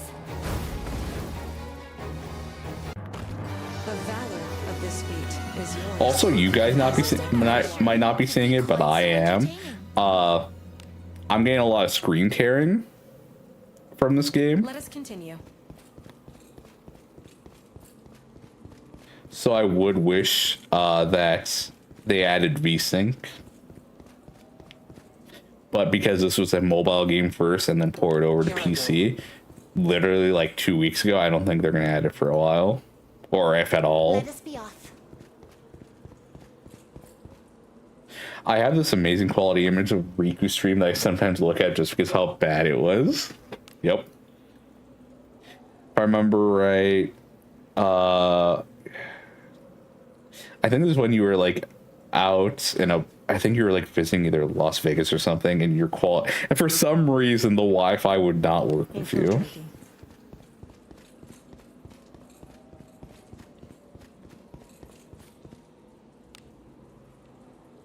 Onward.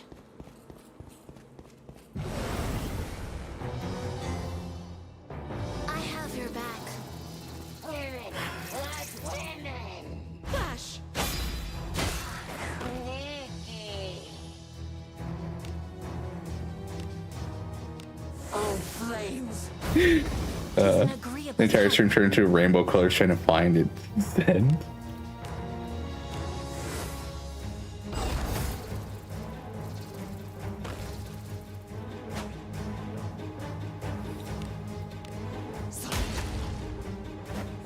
I might as well get rid of the goblin. And then just to make sure I hit this guy, I'm gonna use heavy attack. Flash. Why do they give Abene such cool angles for the finisher? I don't think a lot of characters have been. Maybe it's just because of where she's placed. Like her placement on my party actually matters, and that's why she gets the cool shots. So like Lana Vale would also get those angles if she was positioned at the top left. That's so weird. I like it, but it's so weird. Type advantage.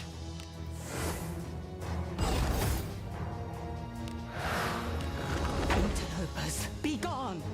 Yeah, Little Soldiers. I watched that a few times as a kid. It was always fun to watch.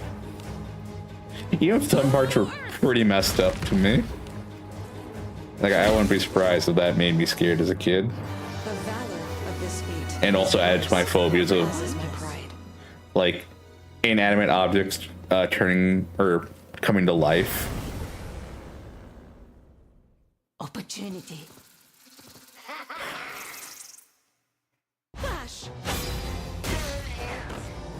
Like, I think one of my greatest fears is asphyxiation.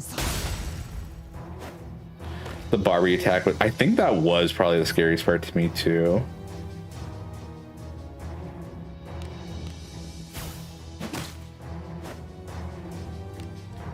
And then I forget if this was before or after, like some of them were like melted. I don't remember though.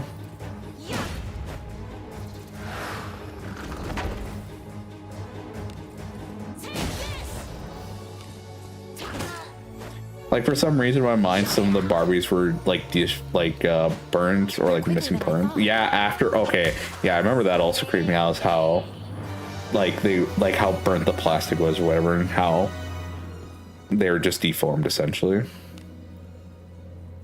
As ordered.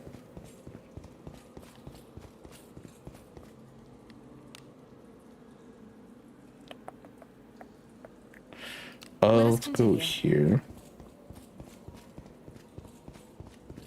They make this close up to a bar. Ah, yep. Infiltrate. Yeah, that sounds familiar. Please leave this to me. Yeah, I remember as a kid, I had multiple nightmares where like I was being. There's one nightmare in particular I remember. I am at the top of the stairs and I can hear my family downstairs. And next to me is a giant bear. And the lights are on downstairs. They're making noise, they're having a good time. And I am at the top of the stairs. I lean over to the left of this bear as if resting my head on their shoulder. The bear puts up their right arm, puts it around my head.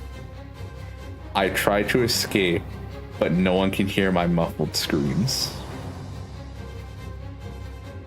And I had quite a few nightmares where I am screaming by myself, but no one can hear me scream.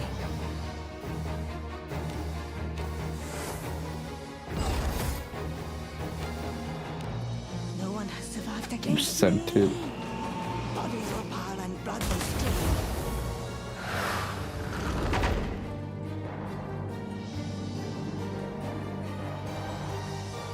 Now I'm trying to think what game that was.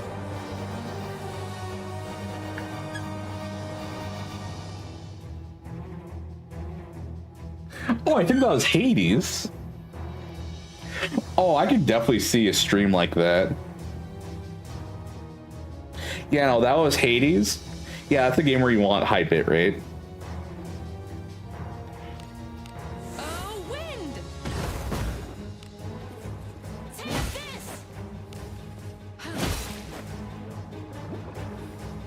I thought the slime lived and I was so scared. I thought I'd left fear behind. Yep. I feel much better. It seems I now. missed the mark.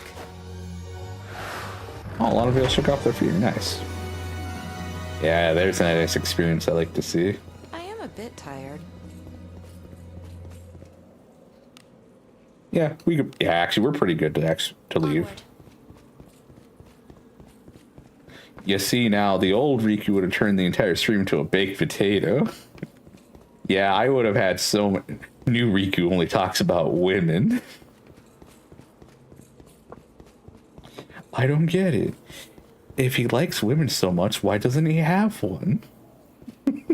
Why doesn't he have a woman? Why doesn't he have one woman? Let us continue. Why maidenless? Doctor, what do you think of this? Jeez, if you love women so much, why don't you marry one?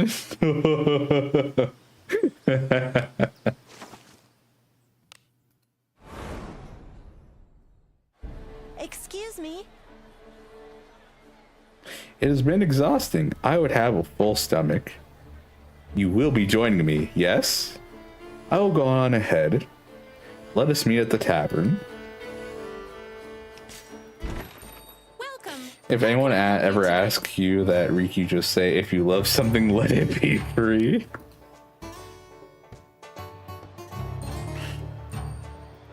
Thank you. You are the last. Please order quickly. Yes. Mead, a good choice. Everyone's drinks are lined up on the table. So everyone is here. Lift up your cups and let us give thanks to Agora for the day.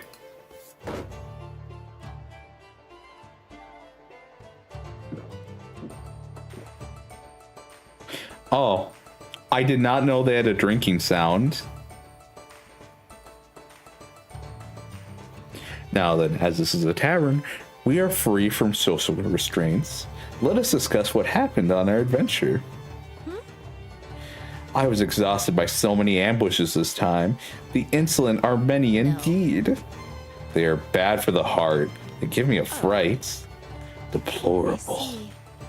My safety as Maiden of Agora is one of the highest priorities. Give me a plan against ambushes that reflect that. So for Alice, you say we were unlucky because Agora has to deal with luck apparently. Or no, it's just that, oh, if we're unlucky, then you just need to pray more to Agora. And that's a great idea. And I like great ideas. That's why I like that you said that, because praying more to Agora is a great idea. So surely your luck will improve. But if we want to raise affinity with, I'm just going to, I think at this point, I need to kill a certain boss to get her to her final affinity. So that'll be a bit of a grind. But yeah, if you want to increase affinity of her, you say we increase her vigilance. For Lana Vale, you say we avoid strong enemies. I think even if you give the wrong answer, you don't lose points. You just don't get as many.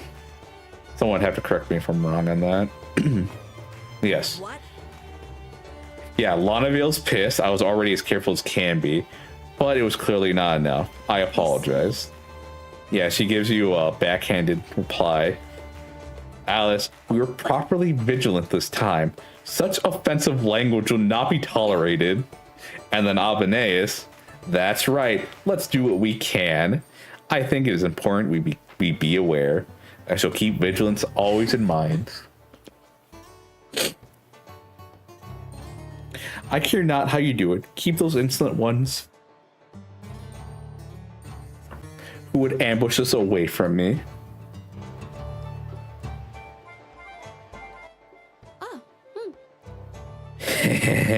Hey, I hear something. There's always proper hunting grounds. Enemies there too. Oh yeah.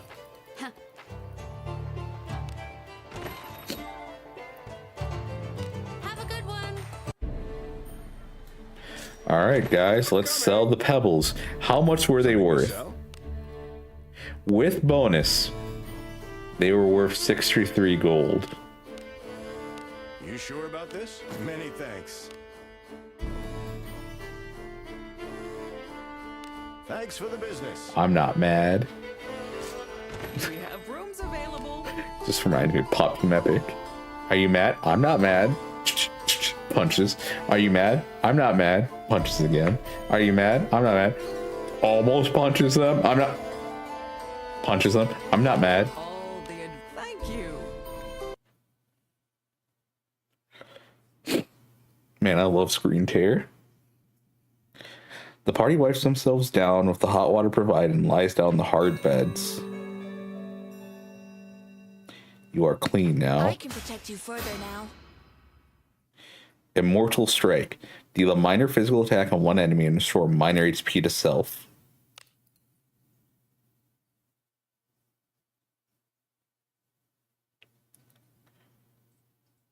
Oh, Alice is just passing out right now.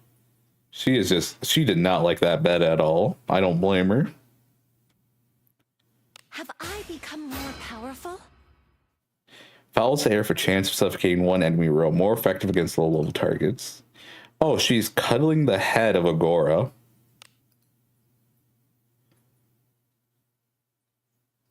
What are those eyes? Like, I feel like she just wants to pass out. Yeah, no, she just wants to pass out. It's like, yeah, man, I'm awake for adventure. You can rely on me, you know. I love Yeka. I love this weird skeleton she has. That's a mentor. Oh, everything raised. Nice.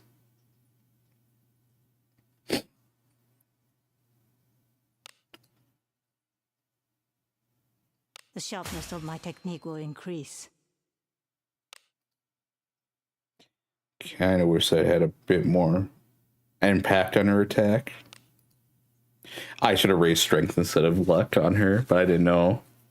I didn't know. Had a good sleep? All right. I think I will end stream there. We've gone on for a very long time. 4 hours. Very nice. Especially on a gacha game.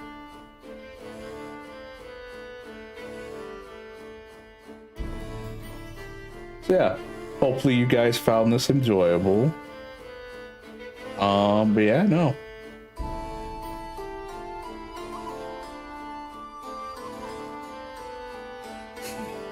I'm sorry, I just heard something really funny. But yeah. Hope you all enjoyed. Tomorrow I will get the emulator up to play the Ooze.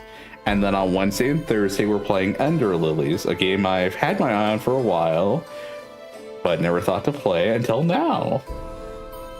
So yeah. Thank you all for coming. I hope you had a good time. Have a good rest of your day. And I will see you guys next time. Bye-bye.